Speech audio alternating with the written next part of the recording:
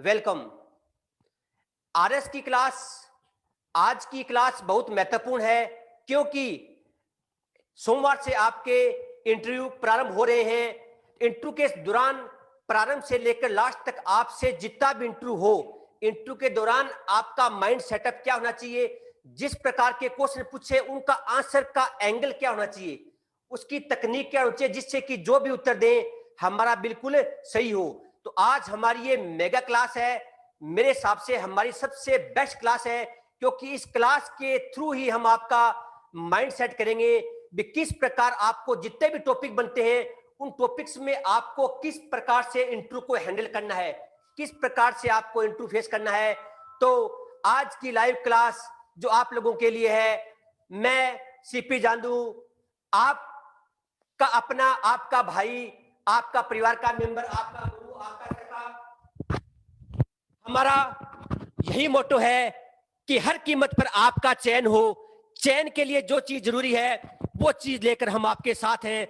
हमारा वास्तव में दिल से एक इच्छा है कि जो भी हमारे साथ जुड़े बच्चे हैं उनका सिलेक्शन 100% हो। तो जो भी चीज चाहिए, हमें लगता है कौन सी क्लास की जरूरत है, तो वही क्लास कराने का प्रयास कर रहे हैं। तो आज की लाइव क्लास को लेके आ रहे हैं भारत के प्रसिद्ध हस्ती प्रोफेसर नवीन तिवारी, जो कि तकनीकी चीज के एक्सपर्ट हैं और राजस्थान इंडिया के अंदर अपनी इसी चीज के लिए बड़े बड़े पैनल्स में जाते हैं, पैनल्स का सामना करते हैं, बच्चों को गाइड करते हैं। तो आज की लाइव क्लास के लिए एसोसिएट प्रोफेसर डॉक्टर नवीन तिवारी, वेलकम नवीन तिवारी जी। आज का जो लेक्चर अपन ले रहे हैं वो सिर्फ इस बात पे ले रहे हैं कि कल आपके पास लेक्चर स्टार्ट हो जाएगा और कल लेक्चर स्टार्ट होने के बाद आपके पास सिर्फ एक चीज रहेगी कि आपका एक मोटिव होना चाहिए कि मेरे को इंटरव्यू में कैसे जाना है, कैसे बैठना है, कैसे उठना है, कैसे फेस करना है। और अब तक जितने भी सेशंस लिए हैं, इसमें मेरा यह मानना है कि शायद नॉलेज आपको मुझसे भी कहीं ज्यादा हो गई होगी। आजकल के जितने भी इश्यूज चल रहे हैं, मैं जानता हूं सारी फैक्चुअल नॉलेज पॉइंट वाइज आपके पास होगी। आप मुझसे भी अच्छा उसके बारे में जानकारी रखते हैं। हमारा आज का डिस्कशन का सिर्फ एक पॉइंट ऑफ व्यू है कि उसको एक्सप्लेन हम कैसे करेंगे, हम उसे कैसे बताएंगे इंटरव्यू बोर्ड को कि हम ये सब जानते हैं। शुरुआत करते हैं। फ्रेंड, लेक्चर की शुरुआत में करना चाहता हूं, आप में से जितने भी मेंबर्स यहां पे जुड़े हुए हैं, मेरे ख्याल 133 मेंबर हम पार्टिसिपेंट्स जोड़ गए हैं यहां पे। इसमें 3 तरह की मानसिकता के लोग बैठे हुए होंगे। क्योंकि इंटरव्यू आपका स्टार्ट होने वाला है कल से। पहले लोग वो होंगे जो ये मान रहे होंगे कि मुझे सब कुछ आता है, मैंने सब कुछ पढ़ लिया है, अब आने दो, इंटरव्यू जो भी पूछेंगे मैं जैसा भी होगा जवाब दे दूंगा। उन्होंने मेहनत की है, तैयारी की है, तैयारी करने के बाद नाउ दे आर फीलिंग कि भाई हमारे को अब जितना पढ़ना था आता है, और आता है, अब इंटरव्यू में जो होगा हम आगे देखेंगे। दूसरे वो लोग बैठे हुए हैं जो शुरू से ये सोचते आ रहे हैं कि इतना सब कुछ तैयार करना संभव नहीं है, कि ये सारा कैसे पढ़ेंगे, कितना सारा मैटर है, कितने सारे इश्यूज हैं, कितनी सारी है, और इंटरव्यू बोर्ड में सामने कैसे पैनल एक्सपर्ट्स आते हैं, कौन से सब्जेक्ट एक्सपर्ट्स आते हैं, ये कुछ पता नहीं है, तो सारी तैयारी तो पॉसिबल ही नहीं है। तो आने दो, इंटरव्यू में सामना होगा, देख लेंगे कैसे करना है। ये दूसरी तरह के लोग आपके बीच में बैठे हुए हैं। तीसरे एक तरह के लोग और बैठे हुए हैं। तीसरे तरह के वो लोग हैं जो शायद शुरू से ये मान रहे हैं कि रिटन क्लियर हो गया, अब सिर्फ एक इंटरव्यू की प्रॉब्लम है, इंटरव्यू तो होता रहेगा क्लियर, हम कर लेंगे इंटरव्यू को क्लियर, और कैसे भी है इंटरव्यू जो है वो क्लियर हो जाएगा, उसमें कोई टेंशन वाली बात नहीं है। इंटरव्यू क्या है, वो पूछना है उन्होंने, हमने आगे से जवाब दे देना है और बात खत्म हो जानी है। इतना सही तो होता है इंटरव्यू। फ्रेंड्स, खास बात ध्यान में रखने वाली है, जो इसमें फर्स्ट क्वालिटी के लोग हैं, मैं ये मान के चलता हूं कि वो slightly higher than other 2 quality है। मैं इसके ऊपर आपको एक जनरलाइज वो बताता हूं। आपने मित्रों पढ़ी होगी secret, this is a type of motivation, आप ध्यान रखिएगा। एक किताब रोंडा बर्न ने लिखी सीक्रेट, उसके अंदर एक बात बताया गया, सिंपल, उसको अगर पूरा अपन एनालाइज करें तो एक उसमें फैक्ट निकल के सामने आता है कि अगर आपका मन ये कहता है, अगर आपका दिमाग ये कहना शुरू कर देता है कि हां मुझे सब आता है और मैं अच्छा प्रयास भी कर सकता हूं और मैं सिलेक्ट होऊंगा ही होऊंगा, तो ये पॉजिटिविटी की हाइट्स है। और ये सोच जब आपके दिमाग में होती है तो फ्रेंड्स मैं बताना चाहता हूं इंटरव्यू आपका अच्छा ही होगा। क्योंकि रोंडा बर्न के अकॉर्डिंग यूनिवर्सल फोर्सेस आपको सपोर्ट करना शुरू कर देती हैं और आप सिर्फ ये सोच के कारण आगे बढ़ना शुरू कर देते हैं। सेकंड और थर्ड के लिए भी मैं कहना चाहूंगा, जो सेकंड ऑप्शन में है कि इतना पढ़ा नहीं जा सकता, और थर्ड, इनकी स्लाइट सी नेगेटिविटी जो है, एक थर्ड वाले ने कहा interview is a very easy thing, negativity. Second वाले ने कहा कि I can not study this much, ये भी एक negativity. Try to overcome that negativity. सबसे पहले अपने मन को समझाइए और ये मानिए कि आपको आता है और आप इंटरव्यू अच्छा दे सकते हैं। क्योंकि मित्रों मैं आपको बताऊं, जब आप आरएएस क्लियर करते हैं तो कई मोटी मोटी किताबें पढ़कर आते हैं। आप इंटरव्यू बोर्ड के अंदर, चाहे हम आ जाए, चाहे कोई तीसरा आ जाए, कोई चौथा आ जाए, at the moment we are taking interview, उस समय हम वो किताबों से उतना टच में सेम टाइम पे नहीं होते जितना आप हुए होते हैं।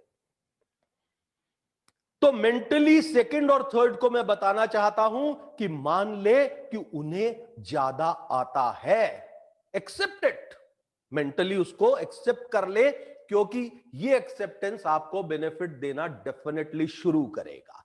और ये जो बेनिफिट आपको होगा, आप देखिएगा इसका ड्रास्टिक बेनिफिट इंटरव्यू में आपको मिलना शुरू हो जाएगा। तो सबसे पहले मेंटली प्रिपेयर हो जाइए, ये प्री माइंड सेट कर लीजिए कि अब मेरा इंटरव्यू सामने है और I will perform the best way I can, और मैं ये करके दिखाऊंगा और ये जरूर होगा। ये अपने माइंड को मनाना शुरू कीजिए। ये सबसे पहली आपको बात समझाना चाहते हैं कि प्री इंटरव्यू माइंडसेट अपना ये कर लीजिए, क्योंकि कल से आपका इंटरव्यू है, तो आप कहीं से भी नेगेटिविटी अपने माइंड में मत आने दीजिए, उसको पॉजिटिविटी में बदलिए।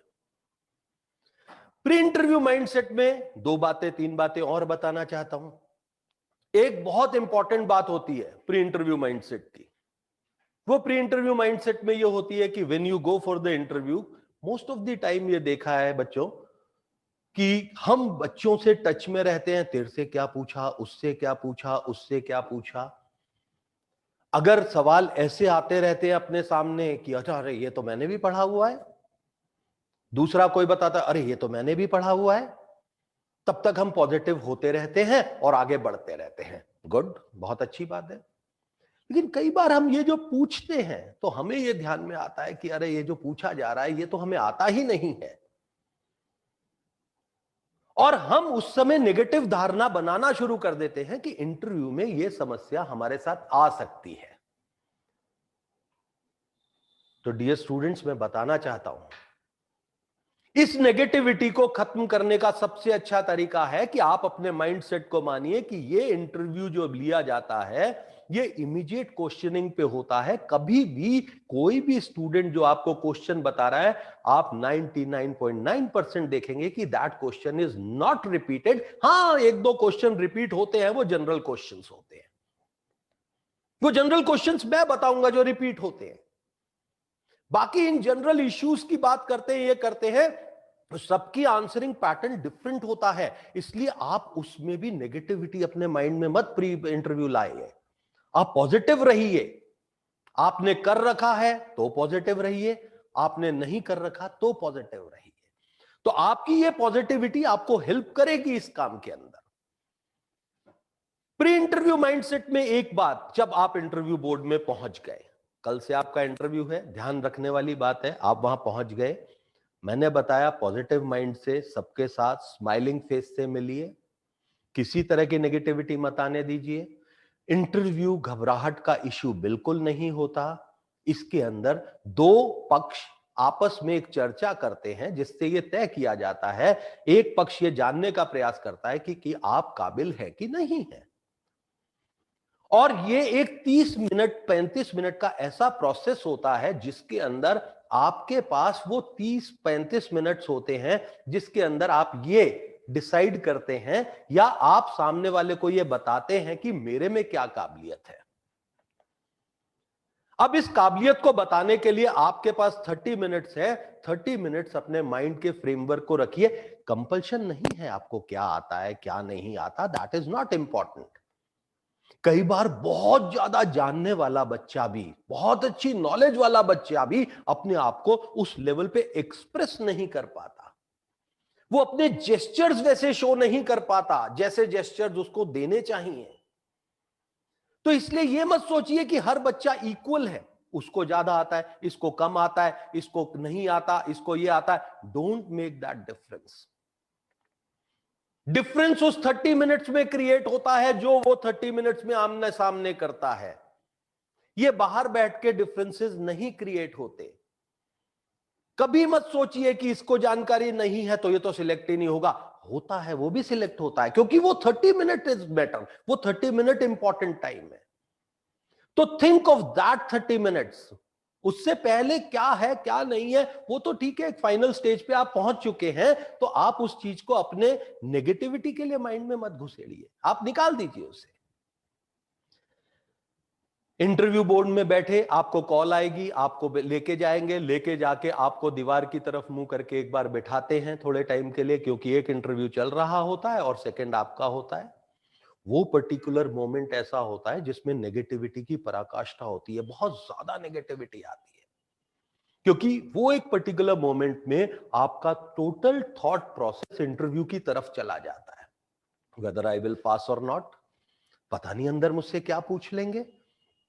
उस समय जो टॉपिक्स आपने नहीं पढ़े या कम जानकारी है वो सबसे ज्यादा याद आते हैं। हम ये सोचते हैं अरे वो टॉपिक पूछ लिया तो मैं रह गया, उधर कर दिया तो मैं रह गया, इस तरह का सवाल पूछ लिया तो मैं रह गया, और हम इस तरह की सोच में उलझ जाते हैं। फ्रेंड्स, बात ध्यान में रखिए, वो पर्टिकुलर मोमेंट जब आपको दीवार की तरफ बैठाया जाए, आपको वेट करने के लिए बोला जाए, मेरी रिक्वेस्ट है don't think about interview. Interview think ना करने का क्या तरीका होता है?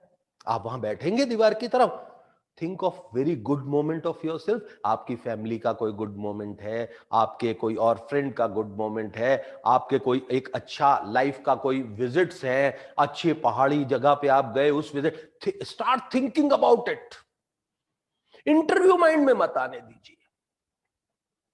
और मैं आपको बता दूं, बहुत इजी होता है, सिर्फ यही माइंड में रखना है कि मुझे इंटरव्यू के बारे में नहीं सोचना, जो होगा देखा जाएगा। और मैं फ्रेंड्स एक बार बता दूं कि जब आप इंटरव्यू के बोर्ड के सामने पहुंच गए, द डे बिफोर इंटरव्यू तक तो प्रिपरेशन है, on the day of the interview you are what you are, आप वही हैं जो आप हैं।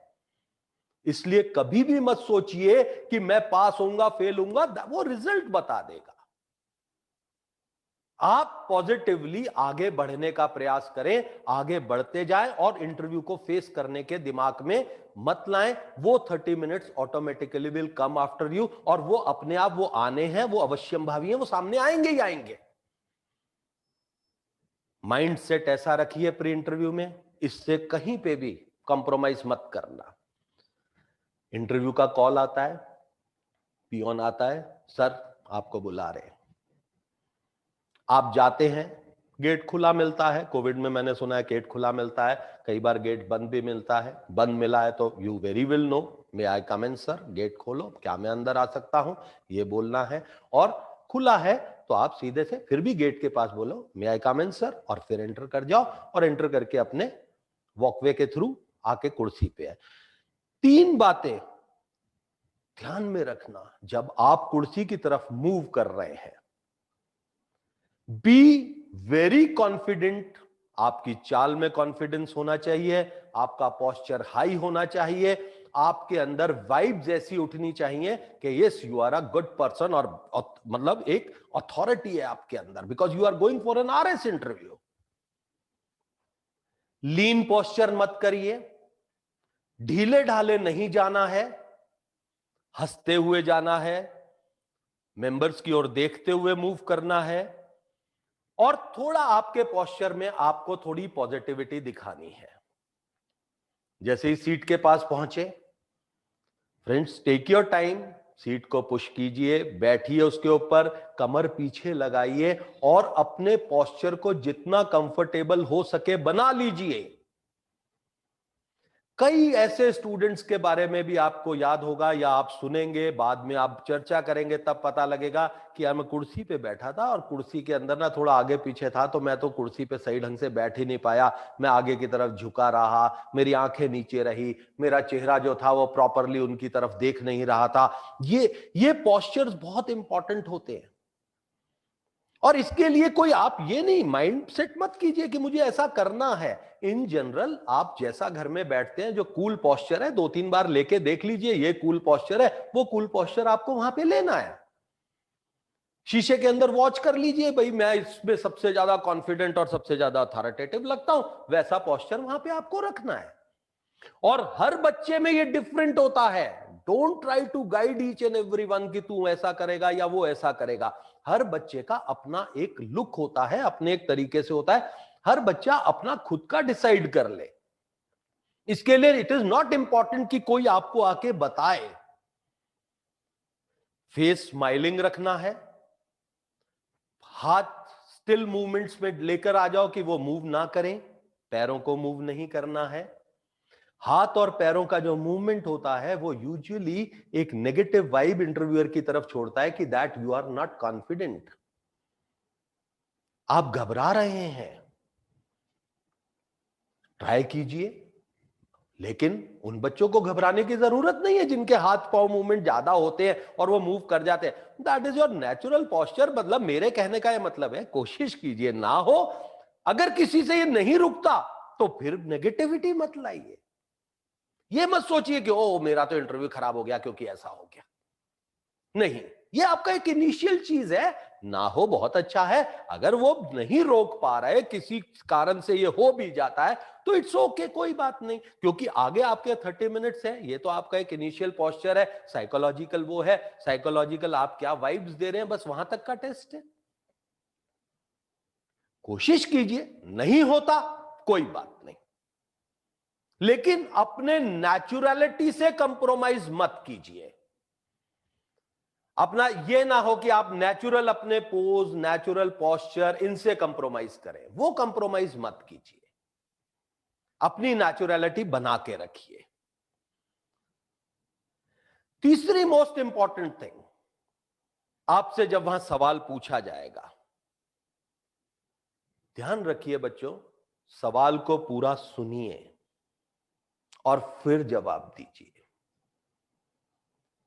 कई बार हम अति उत्साह के अंदर सवाल पूरा होने से पहले उसके जवाब में चले जाते हैं। कोशिश कीजिए इस चीज से बचिए। हमें सवाल को पूरा सुनना है और फिर सवाल का आंसर देना है। आंसर में ध्यान रखिए कि आंसर पॉइंट वाइज ऑथेंटिक देना है। ऐसे नहीं आंसर देना कि आप इन जनरलाइज कहानी करने लग जाओ।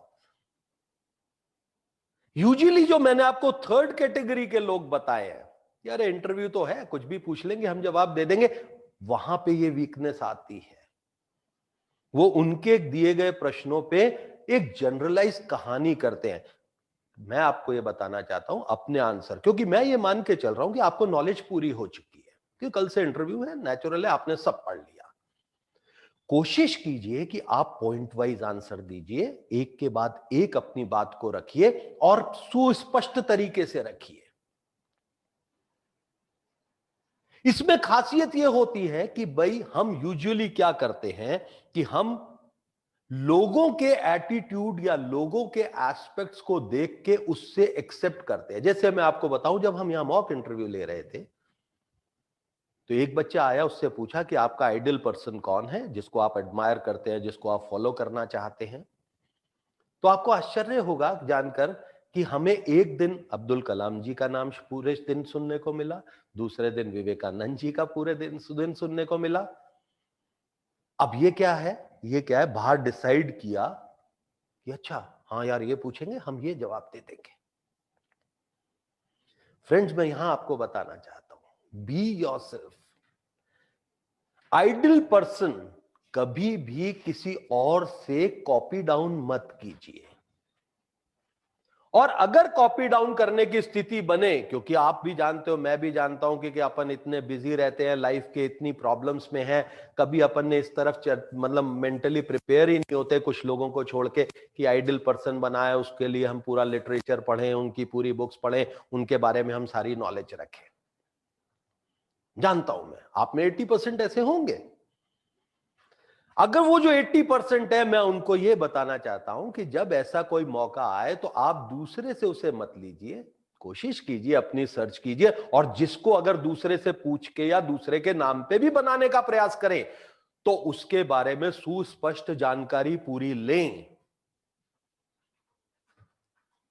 ऐसे दूसरे को कॉपी करके उस जैसा एटीट्यूड वहां प्रस्तुत ना करें, क्योंकि मैं आपको बताऊं विद्यार्थियों, वहां पे एक्सपीरियंस्ड लोग बैठे होते हैं, जिन्होंने जिंदगी को बहुत तह से देखा हुआ है। वो आपको देखते ही अपनी मेंटालिटी से आपकी इस कमी को पकड़ लेंगे, और इन स्थितियों में जब कमी पकड़ी जाती है तो फ्रेंड्स, मैं आपको बताना चाहता हूं कि ये एक छोटा सा प्रश्न ही आपके सामने इतने ढेर सारे प्रति प्रश्न खड़े कर देगा कि आप उसका उत्तर नहीं दे पाएंगे, और आपको इंटरव्यू के अंदर वीकनेस का सामना करना पड़ेगा। और ये बहुत जनरलाइज क्वेश्चन होते हैं। जनरलाइज से मतलब यह है कि इसके अंदर इंटरव्यूअर ये एक्सपेक्ट करके नहीं आपसे पूछ रहा, उसके मन में कोई चाह नहीं है कि ये बताने से तुम्हारा कोई फायदा होगा या नुकसान होगा। तो अब जिसमें इंटरव्यूअर आपको फायदे नुकसान में तोल ही नहीं रहा, वहां अगर वो तोलन शुरू कर दे या उसके बारे में कैलकुलेशन शुरू कर दे, सोचो कितनी नेगेटिव बात होती है।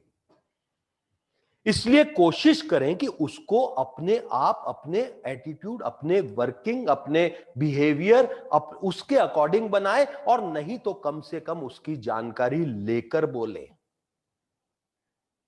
बिना जानकारी किसी से पूछ के इस तरह के आंसर्स देने की चेष्टा ना करें, बहुत गलत हो जाता है ये। प्रश्न एक आता है जो जनरल, मैं जो प्रश्न बोल रहा हूं, ये प्रश्न 90% बच्चों से जनरलाइज पूछा जाता है, कभी इधर से, कभी उधर से, कभी चेयरपर्सन, कोई ना कोई पूछ लेगा। एक प्रश्न बहुत कॉमन है, टेल मी अबाउट योरसेल्फ, आप अपने बारे में बताएं। ये जनरल क्वेश्चन है, जेस्चर, एक इंट्रैक्शन जेस्चर है, जिसमें आपको वो नॉर्मलाइज करने के लिए सवाल आपके सामने रखते हैं, जिसमें आप उनको अपने बारे में बताना शुरू करते हैं, जिससे आपस में एक चर्चा शुरू हो जाती है, फिर इंटरव्यू पे आते हैं। ये भी एक ऐसा प्रश्न है जिसमें इंटरव्यूअर ये कभी नहीं सोच के करता कि अपने बारे में बताए। अपने बारे में तो उनके सामने लिखी हुई जो शीट होती है उसमें सब पता है उन्हें कि आप क्या है, इसलिए वो आपसे ये नहीं उम्मीद कर रहे हैं, वो ये सिर्फ उम्मीद कर रहे हैं कि आप कितना अच्छा बोलते, कितना अच्छा अपने बारे में मानते, कितना अच्छा अपने बारे में एक्सप्लेन करते हैं। ये जनरल बात भी करें और साथ में नॉर्मल हो जाए, और एक इंटरव्यू की माइंडसेट में तैयार हो जाए कि भाई अब हम आपसे कुछ सवाल पूछेंगे तो आप हमें अच्छी तरह हंसते हुए, बड़े अच्छे कॉर्डियल एटमॉस्फेयर में आंसर करते हैं, इसलिए पूछा जाता है। अब जब वो टेल मी अबाउट योरसेल्फ पूछते हैं तो यूजुअली कई बार ऐसा होता है, मैं कई बार पिछले 2 लेक्चर्स हैं बच्चों को समझाया था। बच्चों ध्यान में रखिए, जब टेल मी अबाउट योरसेल्फ पूछे तो आप अपने उन सभी अच्छे पक्षों को स्टेप बाय स्टेप पूरा समझाएं, बोलें। ये मत सोचें कि भाई इनको पता है मैं ग्रेजुएट हूं और मेरे 70% है। ये मत सोचें कि उनकी फाइल में लिखा हुआ है, क्या बताना। आप ये बात को प्राउडली बताएं। आपने कोई अच्छा काम किया है तो आपकी वॉइस में वो प्राउड होना चाहिए कि sir I have done this thing, मैंने ये कर रखा है, मैंने ये करा है, मैं ग्रामीणों में ये गया, मेरे पास इस तरह का सर्टिफिकेट है, मैं इस तरह की कोई मदद कर सकता हूं समाज की, मैंने इस समय पे समाज की मदद करी, मैंने एजुकेशन में इतना अच्छा अच्छा काम किया है, मैंने अपने पीजी टॉप किया, मैं यूनिवर्सिटी में इस पोजीशन होल्डर पे हूं, या यूनिवर्सिटी के अंदर मैं इन एनजीओज में, एनएसएस में काम कर चुका हूं। ऐसे कुछ फैक्ट्स बताएं। फ्रेंड्स, मैं आपको बताता हूं कि इंटरव्यू के अंदर इमोशनल क्वोशंट बहुत इंपॉर्टेंट रोल प्ले करता है। इमोशनल क्वोशंट का मतलब यह होता है कि आपकी इमोशंस अपने प्रति और समाज के प्रति कितनी जुड़ी हुई हैं। ये जो प्रश्न है, इस तरह के प्रश्न ही ये इमोशनल क्वोशंट आप जस्टिफाई करने का मौका देते हैं सामने वाले को। तो ऐसे प्रश्नों को इतना लाइटली ना लें कि भाई मैंने, ठीक है सर, मैंने 12वीं वहां से की, 10वीं यहां से की है, मैंने ग्रेजुएशन कर ली, हाँ सर बोलिए अब आगे क्या है। ये नहीं, इतना लाइटली ना लें। आप अपने कुछ ऐसे मजबूत पक्षों को इस वाले आंसर्स में सोचें, तैयार करें और उसे वहां बड़ा प्राउडली बताने का प्रयास करें। दूसरे वो पक्ष के बच्चे हैं जिनके पास ऐसा कोई मजबूत पक्ष नहीं है, हो सकता है वो सोचते भी हमने तो ऐसा कुछ किया ही नहीं है, हम तो नॉर्मल ग्रेजुएट है, नॉर्मल सब कुछ है, नॉर्मल ये है, कोई फर्क नहीं पड़ता। लेकिन ये तो हो सकता है कि उन्होंने अपनी ग्रेजुएशन, उन्होंने अपनी 12th किन परिस्थितियों में करी है, किन सामाजिक परिस्थितियों में करी है, किस आर्थिक परिस्थितियों में करी है, ग्रामीण किस किस तरह की उनमें आपने अपना डेवलपमेंट किया है। ऐसे कुछ पक्ष हर इंसान के साथ होते हैं। तो कुछ ऐसे इमोशनल पक्षों को जरूर जोड़िए। इससे क्या है कि आप अपने आप को प्राउडली एक्सप्लेन करते हैं कि sir I am so and so, मैंने ये किया, ये किया, ये किया, क्योंकि ये आगे आपके व्यक्तित्व या आपके कैरियर के अंदर जो हेल्प करे वो चीजों को जस्टिफाई करता है। आपसे सवाल पूछ लेते हैं, सेल्फ अप्रेजल। सेल्फ अप्रेजल मतलब सवाल यह पूछ लिया कि क्यों इतने सारे बच्चे बैठे हैं, आप ही को आरएस क्यों बना दिया जाए। जनरल सवाल है और बच्चों ये मोस्ट ऑफ द टाइम पूछा जाता है, आरएस में ही नहीं, हर इंटरव्यू में। अब जब ऐसा सवाल आपसे पूछ लिया कि आपको क्यों बना दिया जाए, तो ये बात बच्चों ध्यान में रखिए कि कुछ अपनी ऐसी क्वालिटीज अपने अंदर देखिए जो क्वालिटीज आप में एक्सक्लूसिव हों। मोस्ट ऑफ द टाइम बच्चे ये मानते हैं, या कोई और इंटरव्यू बोर्ड्स होते हैं ये बताते हैं, आप बताइए हमने ग्रामीण सेवा करना चाहते हैं, हम ये करना चाहते हैं, हम वो करना चाहते हैं, हम इस समय में समाज के अंदर ये अलग जगाना चाहते हैं, इस तरह। ये एक जनरल आंसर है। जनरल आंसर ठीक है, आप इनकॉर्पोरेट कीजिए अलॉन्ग विद द सेकेंडरी वो, लेकिन प्राइमरीली वो ऐसे क्वेश्चन में ये आंसर सुनना चाहते हैं कि भाई ऐसी कोई आप में क्वालिटी है जो हम इन पेपर्स में भी नहीं जान पा रहे और हमें वैसे भी नहीं पता। तो आपसे वो क्वालिटी जरूर पूछते हैं। तो माइंड इट, वो क्वालिटी का ध्यान रखिए, उस क्वालिटी को वो बताइए।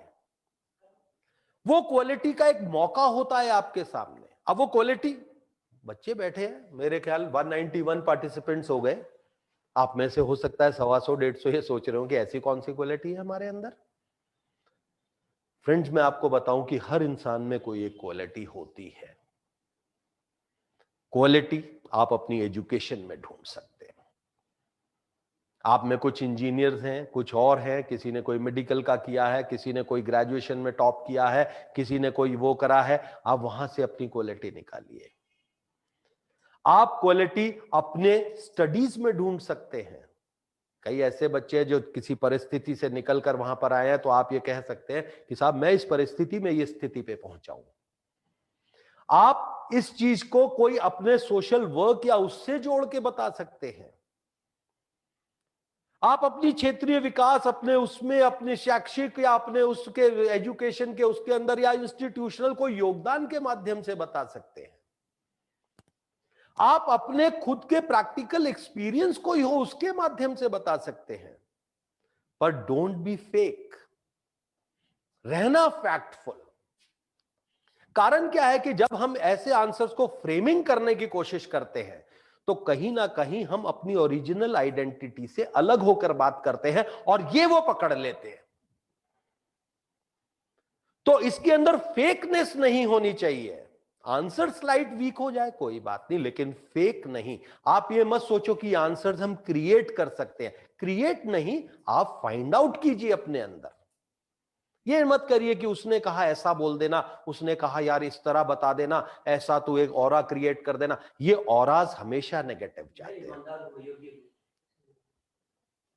जब हम कहते हैं कि मैं ईमानदार हूं, मैं योग्य हूं, साहब मैंने इतना किया है, तो माय डियर फ्रेंड्स ये बात ध्यान में रखिए कि ईमानदार, योग्य, ये इस तरह के जो कहते हैं बच्चे, उनके पास कुछ सब्सिडरी प्रूफ होना चाहिए।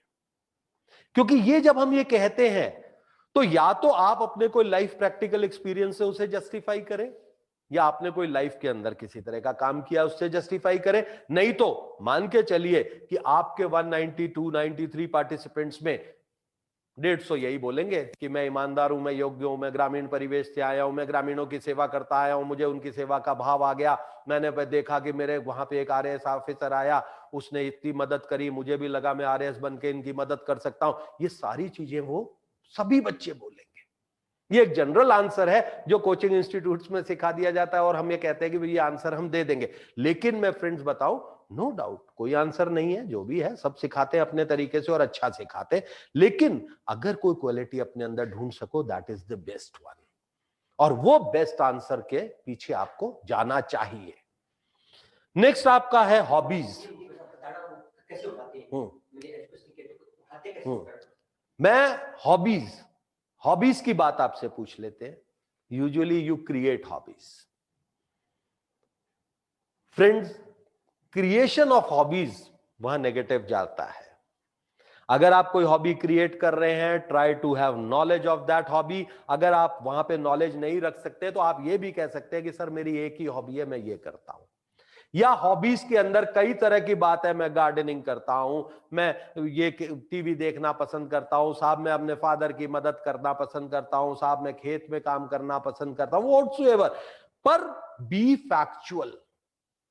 और ये जो फ्रेंड्स आंसर्स है ना, इन आंसर्स को स्टेप बाय स्टेप रेस करना है। आप यूं आंसर मत दीजिए, मैंने साहब पीजी वहां से करी थी, ग्रेजुएशन वहां से करी थी, 12th करी थी, साहब मैंने एक डिप्लोमा भी किया, बीच में ले आए आंसर।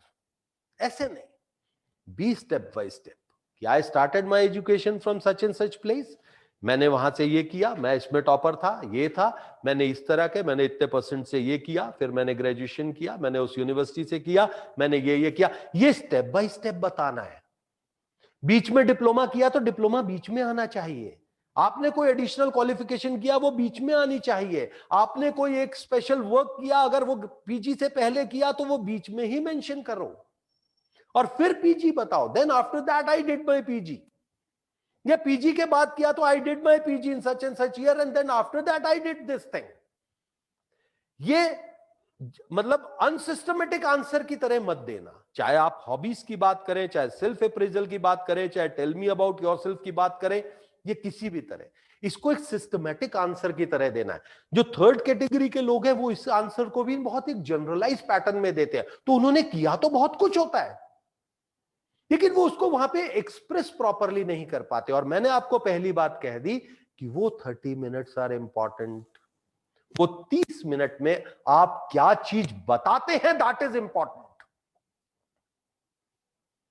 30 मिनट का माइंडसेट रखना है आपको।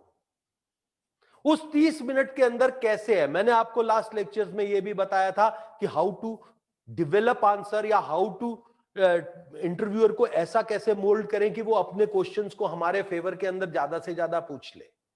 लेकिन अब फ्रेंड्स वो टाइम निकल गया, अब आप ये मंडे ऑनवर्ड नहीं कर सकते। जिसने तैयार कर लिया वेल एंड गुड, जिसका नहीं लीव इट, क्योंकि उस पर डिस्कशन करेंगे फिर ये आएगा कि हम तो यहां कम रह गए। कमी किसी में नहीं है, you all are capable equally. Most capable वो बच्चा है जो उस 30 मिनट की कैपेबिलिटी में जाएगा। तो आपको उस 30 मिनट की कैपेबिलिटी को एनहांस करना है, वो जो इन क्वेश्चंस में आएगी। फ्रेंड्स, सब्जेक्ट नॉलेज की बात होती है यूजी पीजी, कि यूजी में आपने क्या पढ़ा, पीजी में आपने क्या पढ़ा, अच्छा इसके बारे में बताइए। Friend, most of the time UG PG में जो पढ़ा है, अगर इसका आंसर आप नहीं दे पाते तो दिस इज वेरी नेगेटिव।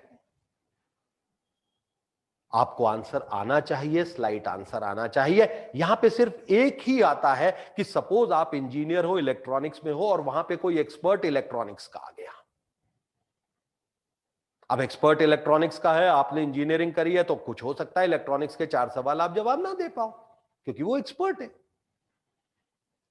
लेकिन फ्रेंड्स, ये 1000 इन द 1000 टाइम्स होता है, इसलिए इससे घबराओ मत।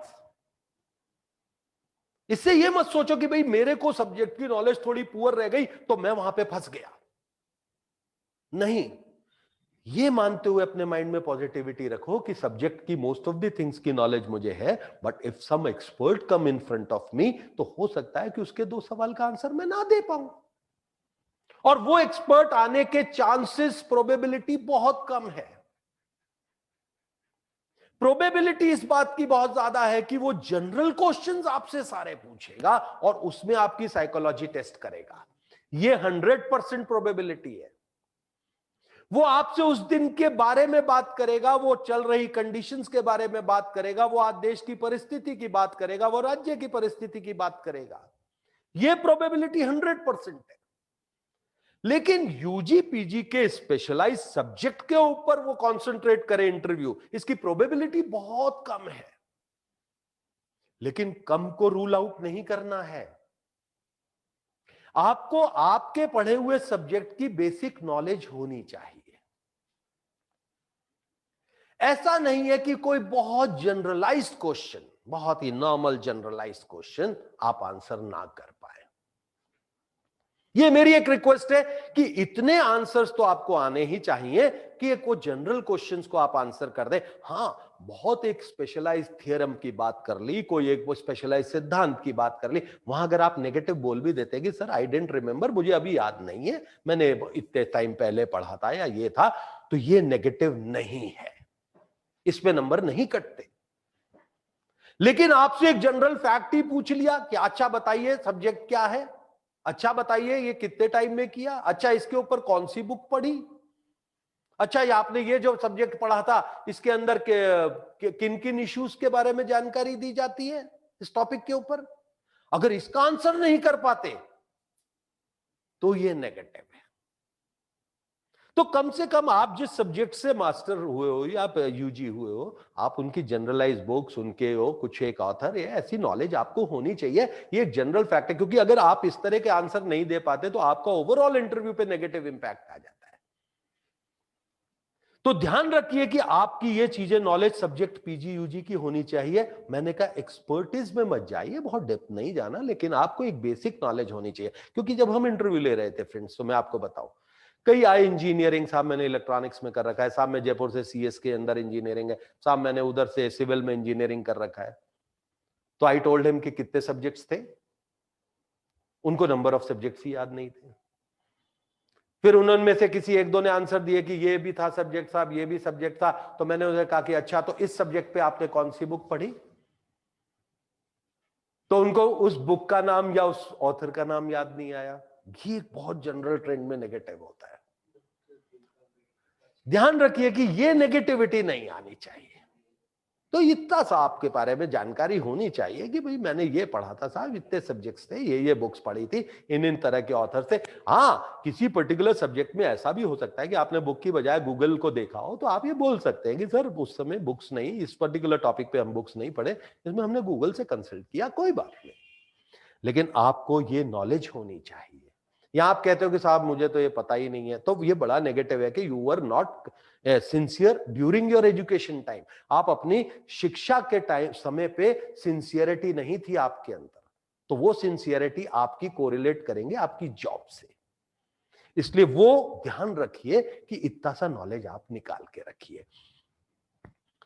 एक सवाल बहुत इंपॉर्टेंट आता है, what you want to become, मतलब आरएएस बनने के बाद what you want to do for the first time, पहली बार आप करना क्या चाहते हैं, आप क्या परिवर्तन लाना चाहते हैं, आप क्या चीज करना चाहते हैं पहली बार आरएएस बन के कि हम ये आरएएस बन रहे हैं और हम इस आरएएस बनने के बाद साहब मैं देश की इस पर्टिकुलर उस पर कोई कार्य करूंगा।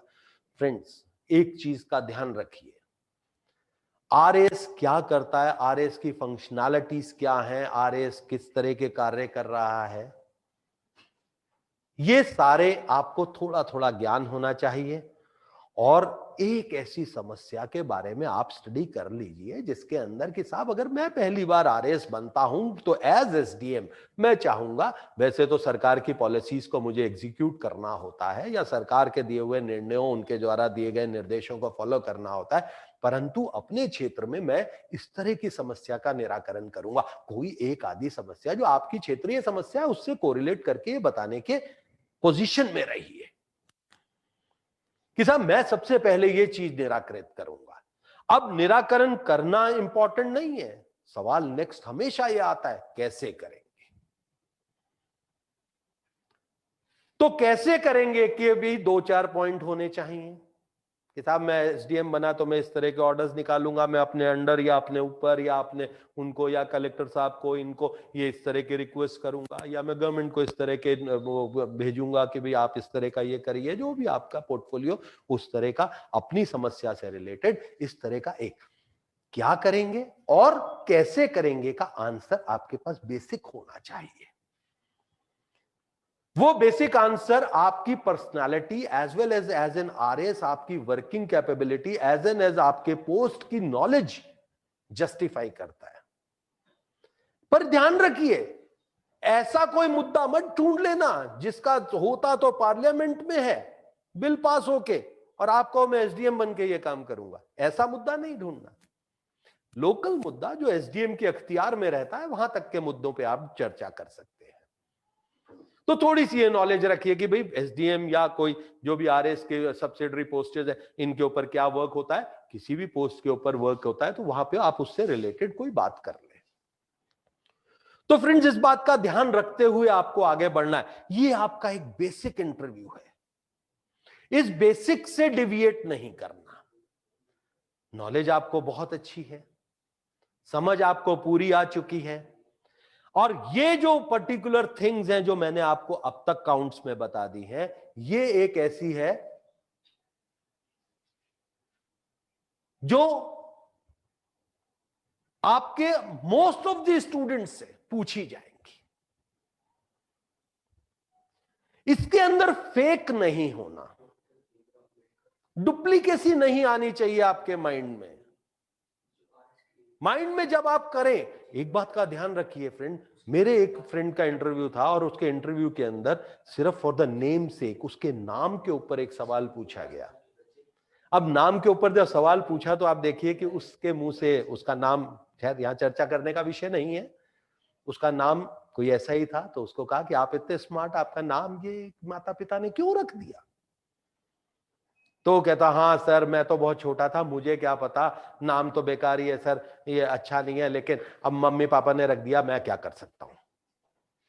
फ्रेंड उसको सिलेक्ट नहीं किया गया। मैं आपको ये बहुत छोटा इशू इसलिए बता रहा हूं कि आपको जब भी आंसर करना है, be proud of what you are. आप जो है उसको प्राउडली एक्सप्लेन करना है, उसको यूं नहीं कहना कि अरे सर मेरे हाथ में थोड़ी है या मैं थोड़ी कर सकता हूं, क्योंकि आप एक एडमिनिस्ट्रेटिव पोस्ट पे जा रहे हैं। अगर आप अपने व्यक्तित्व, अपने क्रियाकलाप, अपनी उसको जस्टिफाई नहीं करेंगे तो एज एन आरएएस आप अच्छा वर्क नहीं कर पाएंगे। मैं जिस फ्रेंड का नाम ले रहा हूं वो लेक्चरर का इंटरव्यू था, वो आरएएस का नहीं था, लेकिन मैं आपको बता रहा हूं कि ये बहुत इंपॉर्टेंट है। जब भी आप किसी ऐसी पोस्ट पे, एडमिनिस्ट्रेटिव पोस्ट पे जाते हैं तो ये बहुत इंपॉर्टेंट है। तो जो आप हैं, छोड़ दीजिए माइंडसेट अपना, ये रखिए कि जो मैं हूं आई एम द बेस्ट, मैं सबसे अच्छा हूं, और ऐसा ही आंसर वहां पे होना चाहिए। फ्रेंड्स कुछ एक डिफरेंट एस्पेक्ट्स पे अपन आंसर की बात करते हैं।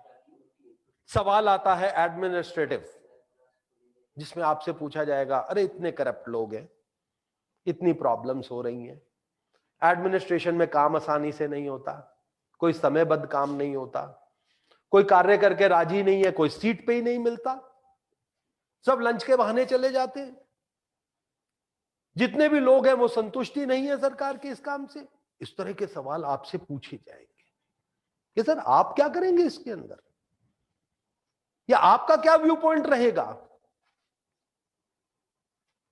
फ्रेंड्स एक बात का ध्यान रखिएगा, एडमिनिस्ट्रेशन में आप जा रहे हैं तो एडमिनिस्ट्रेटिव वीकनेस को unless and until you have got the subsidiary proofs आपको निगेट नहीं करना है। उस नेगेटिविटी को ओवरकम करने का ही आंसर देना है कि no sir this is not the case, maybe आपने किसी जगह सुन लिया होगा, किसी जगह ऐसा हो गया होगा, पर दैट इज वेरी लेस। कि इस तरह आपका आंसर इसके अंदर अगेंस्ट नहीं जाना चाहिए, क्योंकि आप जिस फ्रैटर्निटी में आ रहे हैं उस फ्रैटर्निटी की अगर अगेंस्ट बात इन द इंटरव्यू करेंगे तो आप उस फ्रैटर्निटी के योग्य नहीं माने जाएंगे। तो ध्यान रखिए, जब ऐसा कोई सवाल आता है तो उसको बहुत डिप्लोमेटिकली आंसर देना है और आपको हमेशा फेवर में जस्टिफाई करना है। यह नहीं है कि इंटरव्यू बोर्ड आपको खंगाल रहा है, आपसे कह रहा है, नेगेटिव बोल रहा है और आपको बोल रहा है कि देखिए ऐसा हुआ, और आप उनकी धारा में बहते चले जाए और आप एक्सेप्ट करेंगे हां साहब ऐसा होता है।